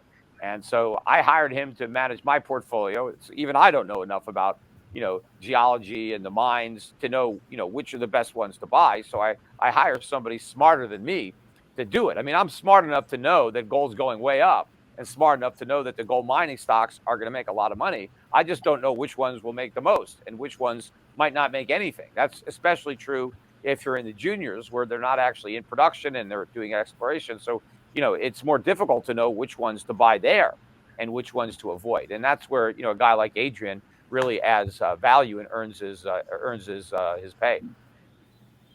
Absolutely. And like you, Peter, I've been following the gold sector, and I'm a huge fan of this market, as fringe as it may be. And I've been doing so for about a decade. And what's interesting is that the experience I've had since I entered to today is that gold stocks are competing against the S&P 500, which can return 15% year over year on a relatively risk-free liquid basis. It's competing against cannabis stocks. It's competing against cryptocurrencies. What's notable is that at this particular moment in time, we're seeing the phenomenon around what a low interest rate environment yields fundamentally change with inflation.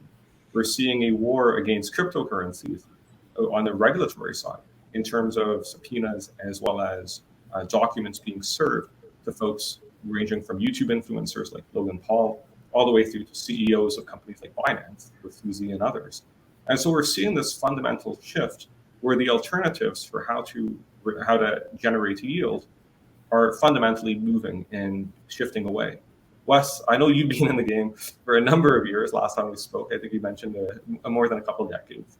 What are your expectations around how this changing macroeconomic environment, what that means for your company, what that means for the mining industry, and more broadly, what that means for the economy as a whole?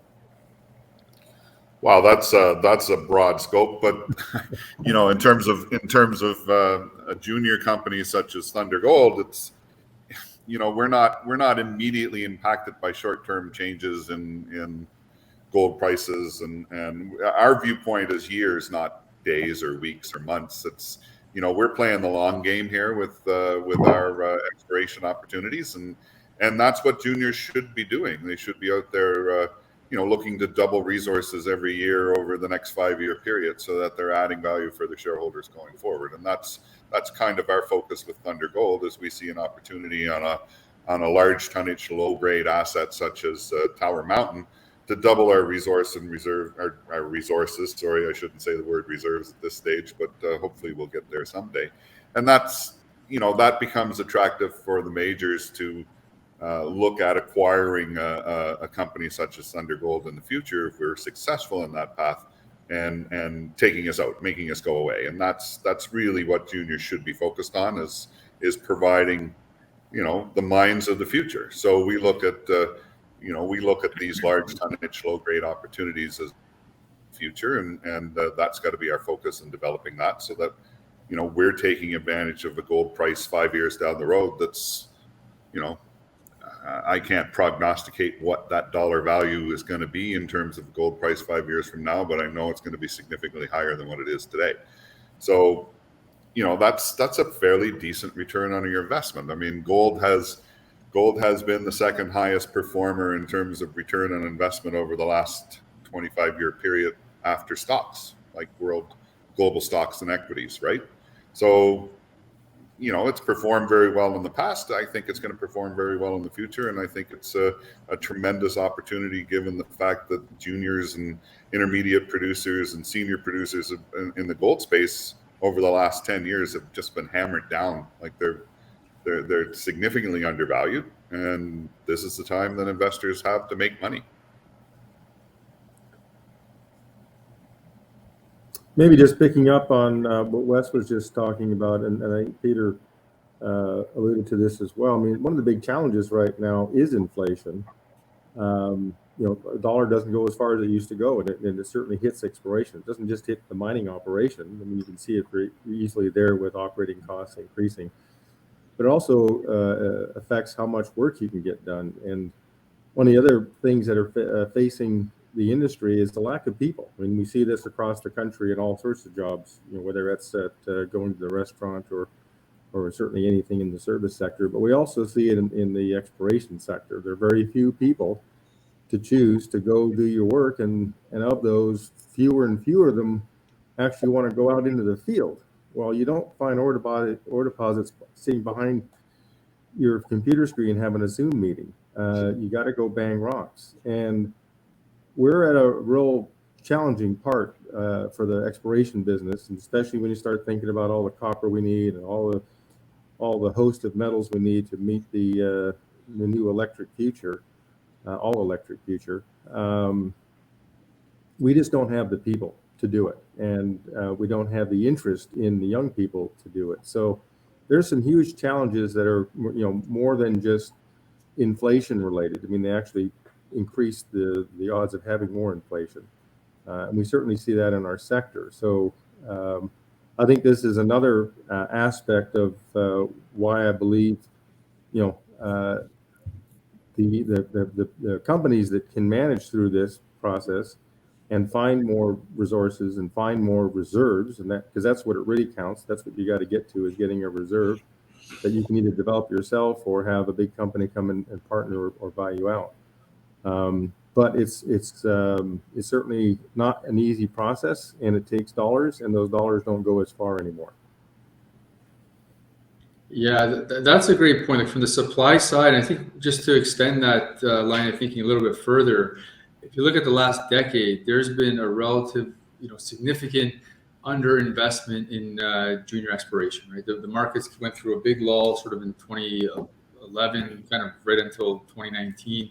Where these exploration companies just couldn't access the kind of capital they needed to, and that's the pipeline of supply, right? So it takes a long time to build mines, for better or worse, right? You got to make the discovery, you got to get it permitted. You're looking at a decade, and so stuff that's being put into production now has been discovered 10 years ago, but nothing's happened in the last 10 years on a relative basis. So once those reserves are depleted, where are they going to get this? And that's going to drive this inflationary pressure on these prices. But flip side of that, people do have gold or had success or finding whatever the commodity is. They should be the benefactor of the higher prices. On the topic of inflation, Tim Wright asks, if quantitative easing is a euphemism for inflation, then logically quantitative tightening would reduce inflation. If interest rate hikes increase prices, why not burn currency with quantitative tightening and leave interest rates low, kind of bringing things back to that 2% inflationary environment that we've seen over the past decade? So why can't that, as Tim asks, be a solution? Is that a question for me? Go for it, Peter. All yours. Yeah, well, first of all, now that inflation is demonstrably higher than 2%, the low interest rates won't work. The interest rate hikes won't even work. But people are not going to save money if inflation is destroying its value. So if they think they're being adequately compensated for their savings, then they'll do it. But if you believe inflation is going to be 10%, you're not going to put your money away at 2% or 3%. You're not going to buy government bonds. You're not going to loan it out.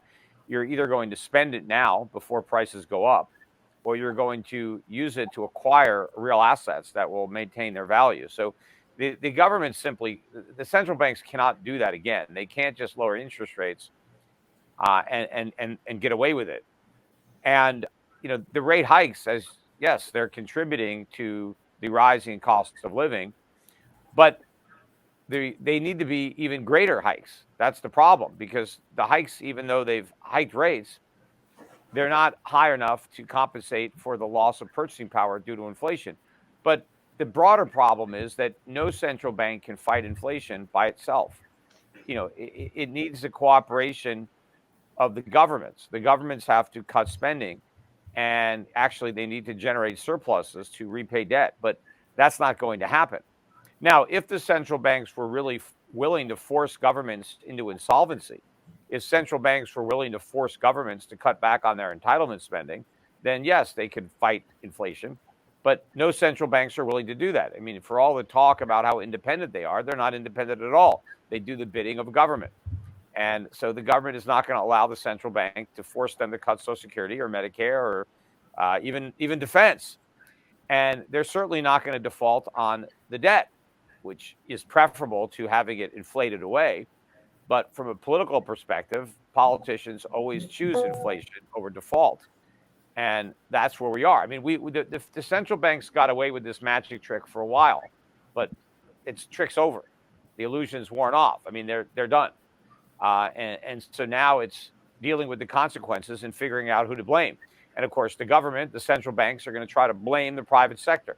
They're going to try to blame capitalism. Look at these hearings today about the failure of Silicon Valley Bank. They're blaming it on deregulation. They're claiming the problem was we didn't have enough regulation. No matter how much regulation the government puts on an industry, they blame every failure on that there wasn't enough of it. When the reality is it's government regulations that cause the problem, because they circumvent the free market regulation that actually works. So these politicians think that you need government to regulate a market. You don't. You need competition. You need capitalism to regulate markets. That does a much better job. Whenever government tries to replace the free market, it never works. It ends in disaster, which is why we keep seeing this. Yeah, I mean the head of SVB was on the San Francisco Fed, so I mean, is he apparently self-regulation doesn't work too well? So, well, no, self-regulation doesn't work. Market regulation works. Competition. People, you don't put your money in a bank that's not sound, unless the government guarantees it. We need banks competing with one another based on which bank has the soundest portfolio, which bank is the least likely to fail. That's where the market would encourage deposits in the healthiest, soundest banks that were the least likely to fail. But once government insures the deposits, nobody gives a damn about the soundness of a bank. They put their money in any bank, whichever one is closest. And so the free market safeguards are completely dismantled by the moral hazard of government.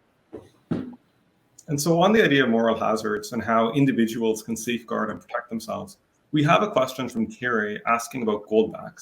Firstly, are you familiar with them? And if you are, what do you think about them as a way to buy highly fractionalized gold for the low-income buyer? Am I familiar with what? Goldbacks. I don't know what that is. Gold-backed what? Oh, you mean cryptos? Thierry, any additional clarification?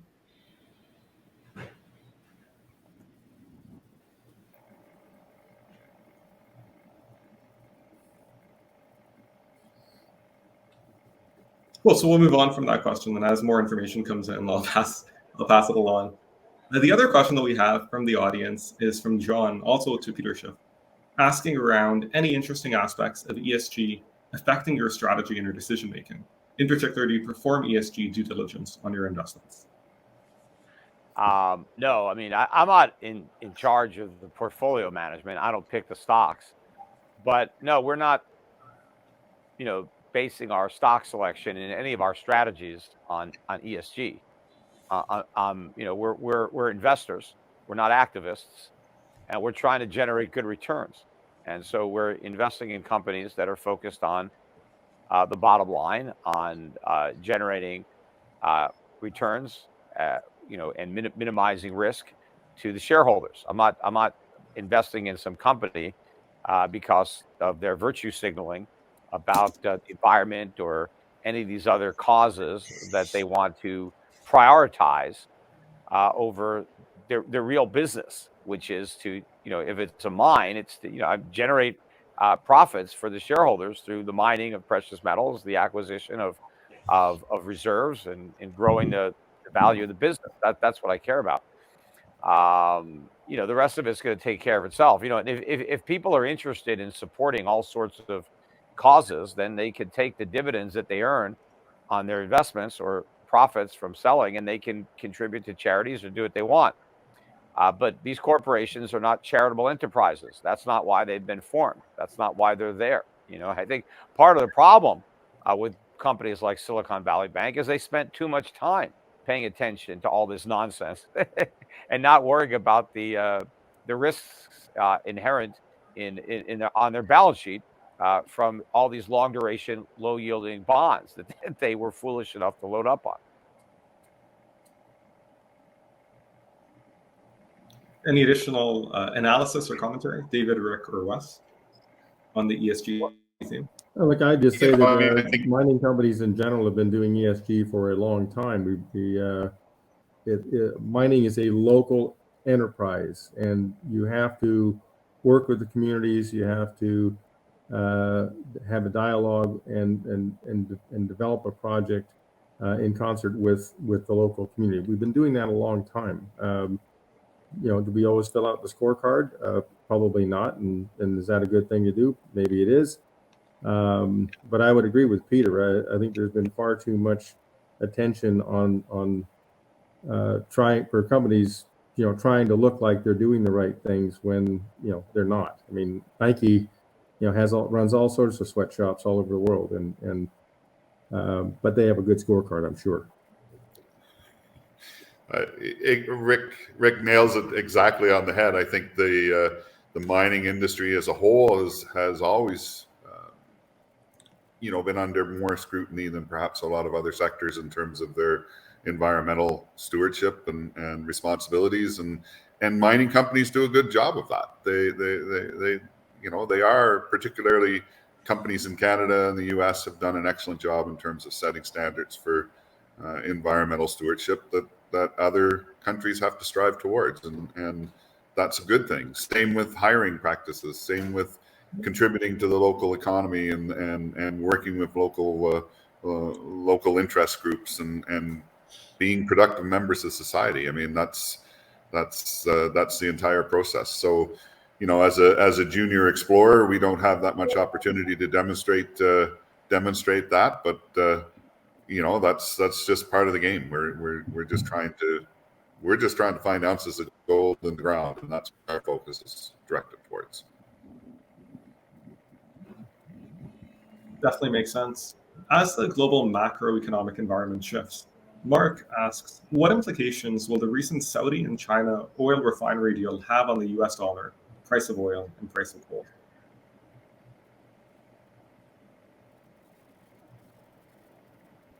And this is an open question for anyone that would like to jump into it. What was the question? The question is, what implications will the recent Saudi and China oil refinery deal have on the US dollar, price of oil, and price of gold? Yeah, well, I'll just jump in here. I mean, what's going on macro picture wise is East versus West. I mean, when you have China, after years of us attempting to get Saudi and Iran, to the table, and we failed miserably, China's able to do that. That's a fundamental shift in power. and the alliance between the odd alliance between Russia and China, who have never really gotten along. They share a long border. They both don't trust each other, but now they're buddies. And we have this proxy war going on in the Ukraine. I mean, there is a huge shift going on here. It's a de-dollarization shift. China, Russia, Saudis, India, Brazil, a whole bunch of countries that make up more than half of the world aren't crazy about continuing to just do business in dollars. That is a fundamental shift. It was not going to happen overnight. The dollar still represents 60% of all trading going on, but it's a shift that's in the process, and fundamental core shift. Yeah, although at some point it will happen overnight. How did you go bankrupt? Well, slowly at first, then all at once. And, so the dollar is going to have a day where it just collapses. There's going to be a dollar crisis. And what you're seeing, that deal that was announced, not just at the brokered peace talks, which shows China's growing influence in the region, but that refinery that's being built in China by Saudi Aramco, and the deal that the Chinese are striking with that company for the purchase of oil. I think it's pretty safe to say that in 2 or 3 years, China is not going to be paying for that oil in U.S. dollars. They're not going to buy Saudi crude with U.S. dollars.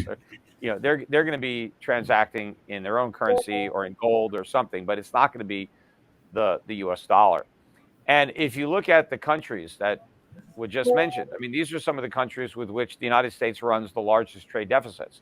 And that means those are the countries that we depend most on for our standard of living, because they supply us with goods that we need and we can't produce ourselves.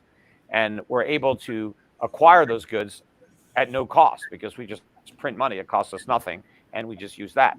But when the world is able to de-dollarize, which they were going to do anyway, and we've simply accelerated the process by weaponizing the dollar and really showing them why they need to get rid of the dollar as quickly as they can to try to neutralize this weapon, it's going to happen fast.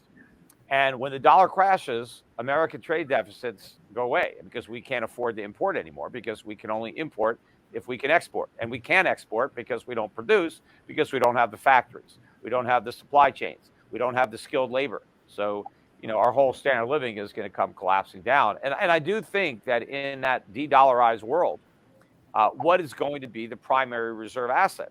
Is it going to be the euro? Is it going to be the yen? Is it going to be the RMB?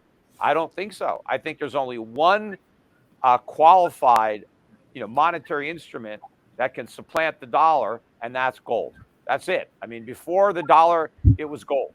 And when it initially became the dollar, it was only because the dollar was backed by gold and redeemable in gold. So gold is the only monetary anchor that is going to work. It's the only real money that is not simultaneously someone else's liability. That's where we're headed.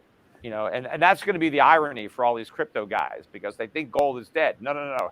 It's about to get a whole new lease on life. And in fact, gold 2.0 would be a marriage between gold and the blockchain, where we can tokenize gold, and instead of having fiat paper currency backed by gold, we have digital currency backed by gold, and that'll work. And then all this Bitcoin and the crypto nonsense will be just another memory, maybe in the history book. So instead of tulip mania, we could talk about crypto mania.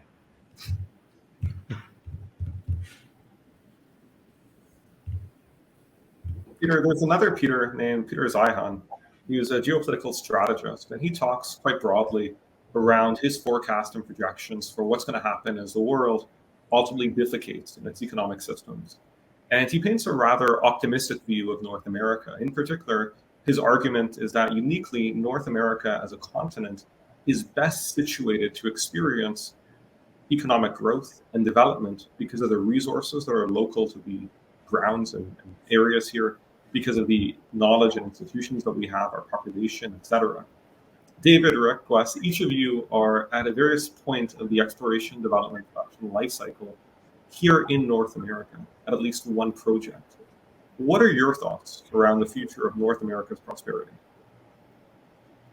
I'm an optimist. I'm an exploration geologist, so I think I have to be. But I mean, for our project, we're a year away from producing gold. We're not building a mill. We're not building a tailings facility. We're fully permitted. We have a big company partner. We're using their mill that's been operating for 25 years and their tailings facility that's been operating flawlessly for 25 years. So, I mean, I think for investment in Contango, you're looking at an investment in getting cash flow, and then what do we do with that cash flow? Do we dividend it? Do we grow the company? So, if we're generating 67,000 ounces of gold on average a year, and we've got $1,100 all-in sustaining costs, and at $1,900 gold, you're generating over $50 million of free cash flow. That's a pretty compelling story. So, I'm very happy to be an optimist in that scenario, and I think for all the reasons we've been talking about, we're going to see the gold price continue to perform well. And so I think we just need a little bit of political free will to happen here in the U.S. and elections coming up shortly. So another year or so away. I'm hoping people actually start to think about how they vote and who they vote for. So those are my thoughts. What's really interesting to me in the last year, maybe a little bit more, is the rhetoric that's coming out of the government in North America about the support for streamlining mining permitting. Right, it seems like they realize now, whether it's security of supply, which is a very topical issue in the critical mineral space, the battery supply chain, that with some of these other, China or whoever, being so dominant, that the local governments are saying, like, we need to de-risk ourselves and build up our own supply chain. And the only way to do that is you got to be able to let these projects advance quickly, and also help with on the financial side of things. So in the U.S. you see that with the Inflation Reduction Act. In Canada they're sort of having similar concepts.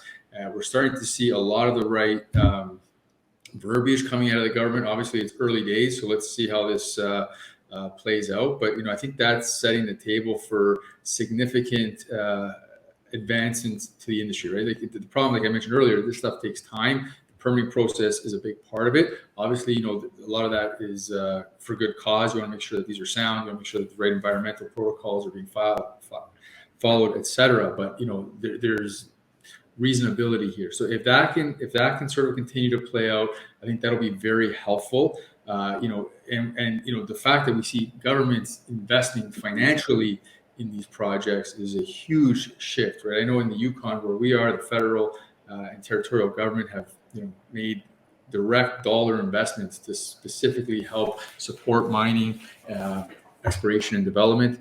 So this is something that's new, and I think it's very important, and it'll be very helpful. And really looking forward to that as another value add for the sector that we can look forward to.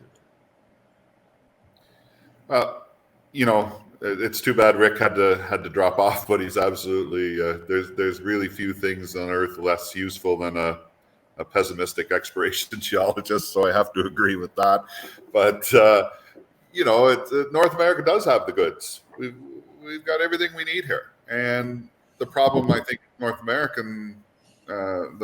American dynamic is we lack the value add. What happens after we mine the metals? We have the metals in the ground, but it's converting them into the value add products downstream that's lacking. We're sending a lot of that offshore, and I think it has to come back to North America. We have to invest in smelters and produce our own steel and produce our own copper products and produce our, we're great on the gold front, thank goodness, because everybody sees the value upside opportunity of gold. But it's the other strategic metals like copper and lithium and so on and so forth that we have to get those processing facilities built. The other thing that I find detracts from North American opportunities is just there's not a lot of people entering the mining space. It's not attractive to young people. It's very difficult to find exploration geologists and mining engineers, and find the talent that you need to successfully discover and develop and operate mines, and regardless of the commodity. And that's the challenge that our society faces. And it's mind-boggling to me, because it's been an outstanding career for myself. And I actually, 2 of my children are actually involved in the mining business. One is a mining engineer and one is a geologist. So I've done my bit. I can't offer any more. There's a skills shortage in a lot of things, not just geologists or things like that. I mean, Americans have wasted tremendous amounts of time in government schools learning absolutely nothing. And our young people stay in college until they're 25, 26. They graduate with nothing but debt. But they don't have any marketable skills. They really haven't learned anything. They certainly haven't learned any trades. But in North America, sure, we have a lot of natural resources, and that's great. All else being equal, having resources is better than not having them. But the most important resource to have is economic freedom, because you have areas of the world that have pretty much no resources at all and that are thriving and have very high standards of living. And then you have other parts of the world that are rich in natural resources and their people are starving. Yeah. And the difference is government and freedom. So if you have big government, doesn't matter how many resources you have, you're not going to develop them. You're going to be impoverished. And even if you have no resources, human ingenuity, if allowed to function, you will figure out how to thrive. And so the biggest problem that we're going to have to overcome in North America is democracy. That's it. And it's the average voter is a socialist, doesn't understand the free market and thinks that government can give them whatever they want, that government has some magic horn of plenty and out of which you can get whatever you want.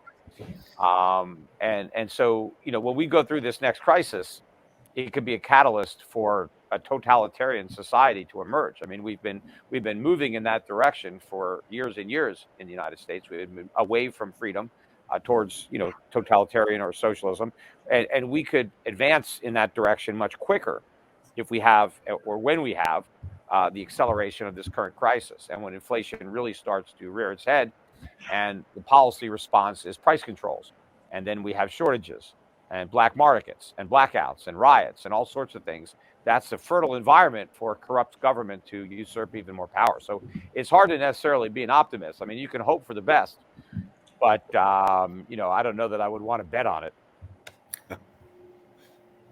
I think you're absolutely on the mark here, Peter. I think that the fundamental ethos of governments around the world is never waste a good crisis. And what they view as what it means not to waste a good crisis, usually it is the consolidation of power. We have a question here, it came in a bit earlier, talking about Executive Order 14067, which is the ensuring responsible development of digital assets. Earlier, Peter, you projected a vision of the world where really the only tangible way that we get out of, let's say, that we return to sound money, whether using gold directly, is the digitization of gold. And that's where we put the big blockchain technology to use. As governments, corruptible as they may be, continue to go and act in the ways that consolidate power, how do you reconcile that optimistic view of gold-backed digital currencies with the more likely realities of restrictions on the amount of money you can spend, restrictions on when you can spend it, restrictions on every aspect of your economic life, to the point where you have declining economic freedom rather than increasing and improving economic freedom? Yeah. I mean, there's no sense that, no question that governments are going to try to fight back if they perceive a loss of power and competition from gold. And digital currency certainly makes gold more efficient as a medium of exchange and far superior to US dollars. And so, people will want it. Just like, the taxi cabs had a hard time competing with Uber. Hotels are having a tough time with Airbnb, and the post office had a hard time with Federal Express. I mean, whenever you have a free market alternative to a government monopoly, you get improvements, and the customers prefer it. So yes, I can see crackdowns on stable coins, backed by gold. So they're stable to gold, not to fiat currencies, which are anything but stable. But it's a big world. And as the world de-dollarizes and moves away from the dollar, the ability of the U.S. government to flex its muscle and punish other countries for allowing digital currencies backed by gold will be diminished. And even the United States tries to outlaw it here, they're not going to succeed in outlawing it throughout the world. And they're not going to be able to stop people from getting a hold of it. Look, governments can make anything they want illegal. All kinds of drugs are illegal, yet people do them. I mean, you could take an example of a prison, right? I mean, government's got people locked up in prisons, yet they're doing drugs in prisons. So you can't even stop it there when they're behind, people are behind bars. So in a digital world with the internet and everything going on, even if the U.S. government outlawed something, if I access something from another country, how are they going to know? So I think that it's going to succeed, despite some governments' efforts to impede that success through regulation and taxation. But to the extent that the government is able to drive some people away from being able to transact with a tokenized gold, well, they'll transact with silver, or they'll do it in physical. They'll make exchanges, because when prices really start to rise, and then you start to develop black markets because of price controls, or local merchants are not going to want to get paid in a collapsing fiat currency. So if they don't have the alternative to accept a digital currency that's backed by gold, if they can't do that because of some kind of legal impediments to doing that, they can accept coins, and nobody will know that they affected that transaction, because there's no way for the governments to be spying on every single small business simultaneously.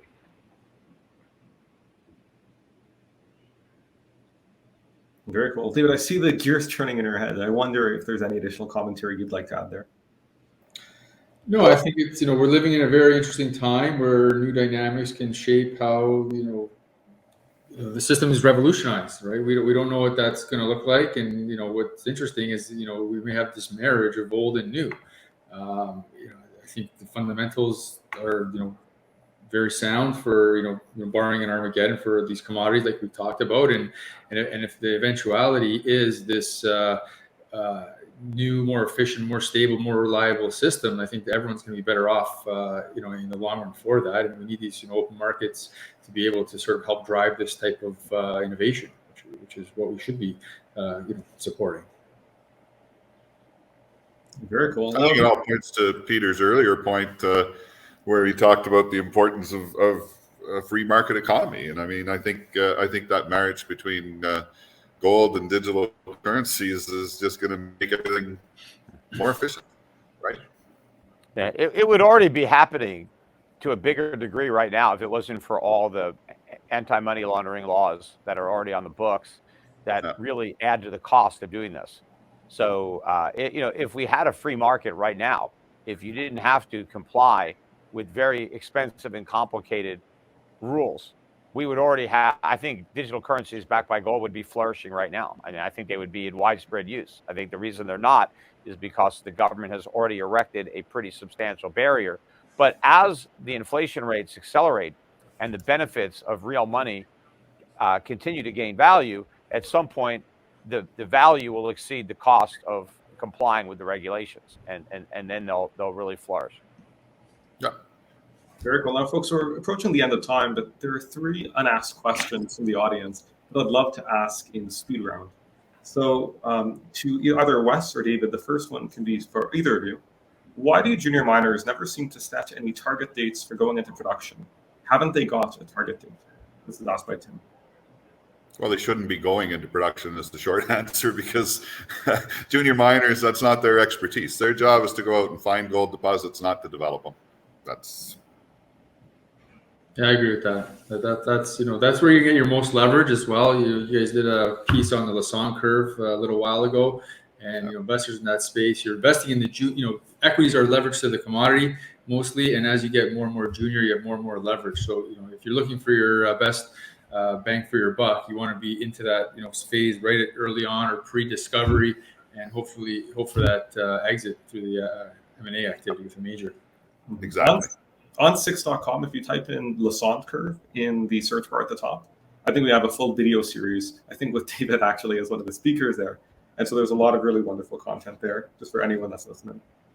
The other question, and this one is for Peter, apart from liquidity, are there any benefits to buying gold through an ETF or fund rather than physically? And what is a good markup when buying gold?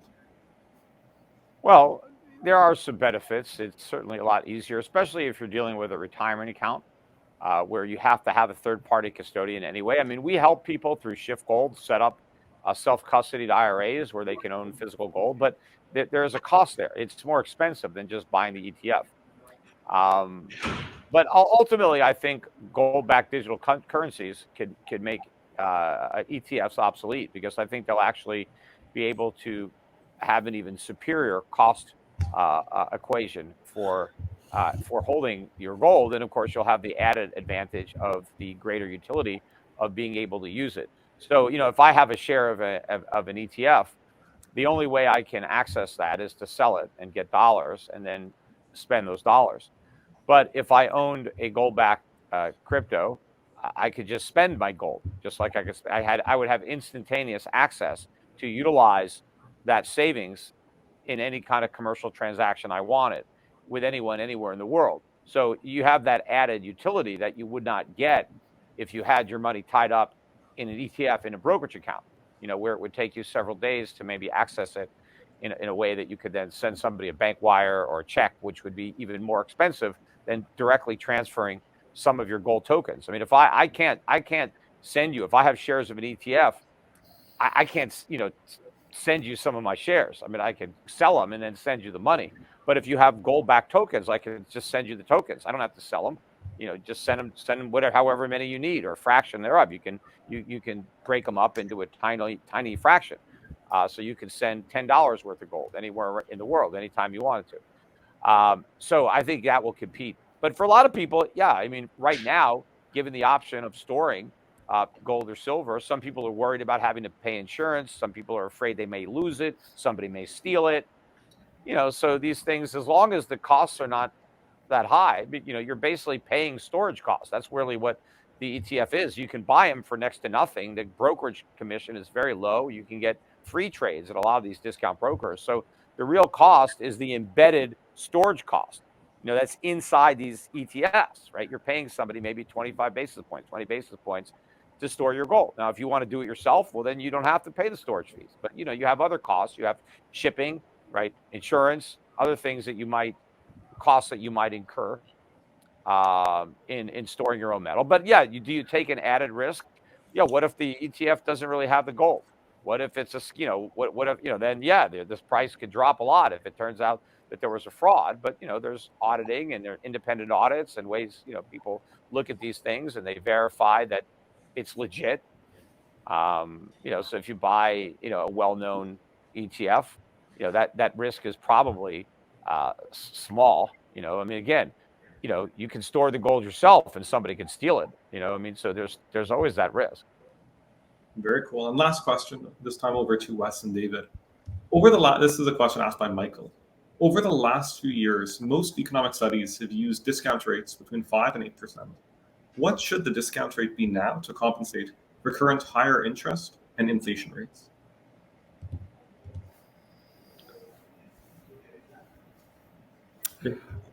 My own view is that, I mean, if you're evaluating a gold project for a junior explorer, I mean, the concept of discounted rates is overly punitive, for lack of a better way of putting it. I mean, if you're trying to define a mineral resource that's sufficiently large enough to attract a major to come in and take you over, then like your job is to spend money drilling holes and expanding the resource footprint and let the economics and the evaluation of the mineral reserve, leave that in the hands of the professionals that have a better understanding of the future and the mine development costs associated with that to set their parameters. So, from a junior explorer, it's not relevant. I've worked on the other side. I've been with majors who've developed mines and been part of teams that have studied them. I mean, it's typically 5% on the gold space, but I think that's overly punitive as well. It's, the gold price is just too dynamic. Yeah, the amount of variables that are components of these economic evaluations are significant, right? And there's a lot more volatility in them. I think that's to Wes's point than interest rates. Should it be higher? Yeah. Are we in a riskier environment? Yeah. What's realistic? You can look what's out there. I think they do have merit. It's difficult a lot of times for investors to sort of try to sort of say, okay, well, there's this size of a deposit, but what does that look like coming out of the ground, right? And to be able to sort of have some sort of parameter to be able to evaluate that. I think there's value in doing it that way. Listen, all the majors will have their own expertise to do it on their own, but in terms of a company to show, like, listen, every 1 million ounce gold deposit is not the same, right? Exactly. What's the grade? Where's the location? What's the infrastructure? So I think you do want to be able to communicate that. Like I know with the white gold being so high grade and near surface discovery that there's we haven't published anything yet, but internally we've done our own work, and we were quite pleased with what we see. But that doesn't mean something somewhere else that maybe has different infrastructure or different energy needs would stack up the same. So there's certainly a role for it. Notwithstanding, to go from a PEA to a feasibility, which is what you really need to get the banks. There's a lot of work, and there's a lot. People should take this all with a grain of salt, right? I think PA is probably plus 30% variabilities, and then there's a lot of these little embedded things that maybe people don't pay attention to. What foreign exchange rate did you use? What energy cost did you use? Pit slopes, this, that, and the other thing. So just to sort of point out one variable, although it's a big one, there's another half a dozen of they're as important in there that have as significant of an impact. So you really got to kind of look at the whole package together. Yeah, very cool. So folks, with that, we are at the end of time. David, Wes, Peter, and Rick, thank you everyone for participating in this panel. It was a lively discussion with a tremendous amount of audience questions. I'll throw it over to each of you for any closing remark or thought. David, over to you. Yeah, this was great. I learned a lot, Peter. Great to sort of be on a panel with you. Everyone kind of sings your praises, and certainly see why. This is an interesting time, right? Someone a lot smarter than me has said, when there's blood in the streets, this is the time to be investing. And not financial advice, but I think in the junior precious metal market, that we're certainly seeing that. We have this all-time discrepancy between the value of the underlying commodity and the value of the equities. A lot of great arguments were presented today why we think these commodity prices are going to go a lot higher. So it could be a really unique opportunity to participate in a very significant re-rating and equity value increase environment. So exciting time. I know with white gold, like I've never been more enthused about the prospectivity of the company. We have, a very significant large grade, high grade resource. It's in an excellent place. We have, literally half a dozen major mining companies that have invested in the area. These guys have done their homework, and this incredibly exciting blue sky portfolio. We made major discovery last year, very high grade surface, right next door to Newmont's coffee project, and we couldn't ask to be in a better place. So a lot of exciting things going on, and we really think that there's some tremendous tailwinds that are shaping here for our industry. Daniel, thanks again for hosting us today. It's been extremely interesting, and I can see why Peter has such a large fan base. He's raised some points that actually made me think a lot. So I'm going to ponder some of those. But it's a great time to be involved in the gold space. I think the opportunities are second to none. I think there's a lot of good companies out there, and I think investors have to place their bets and look at companies that are well run with great assets and opportunities to deliver their goods and professionals, like run by professionals. And I think that's the biggest advice I can give someone. Take care.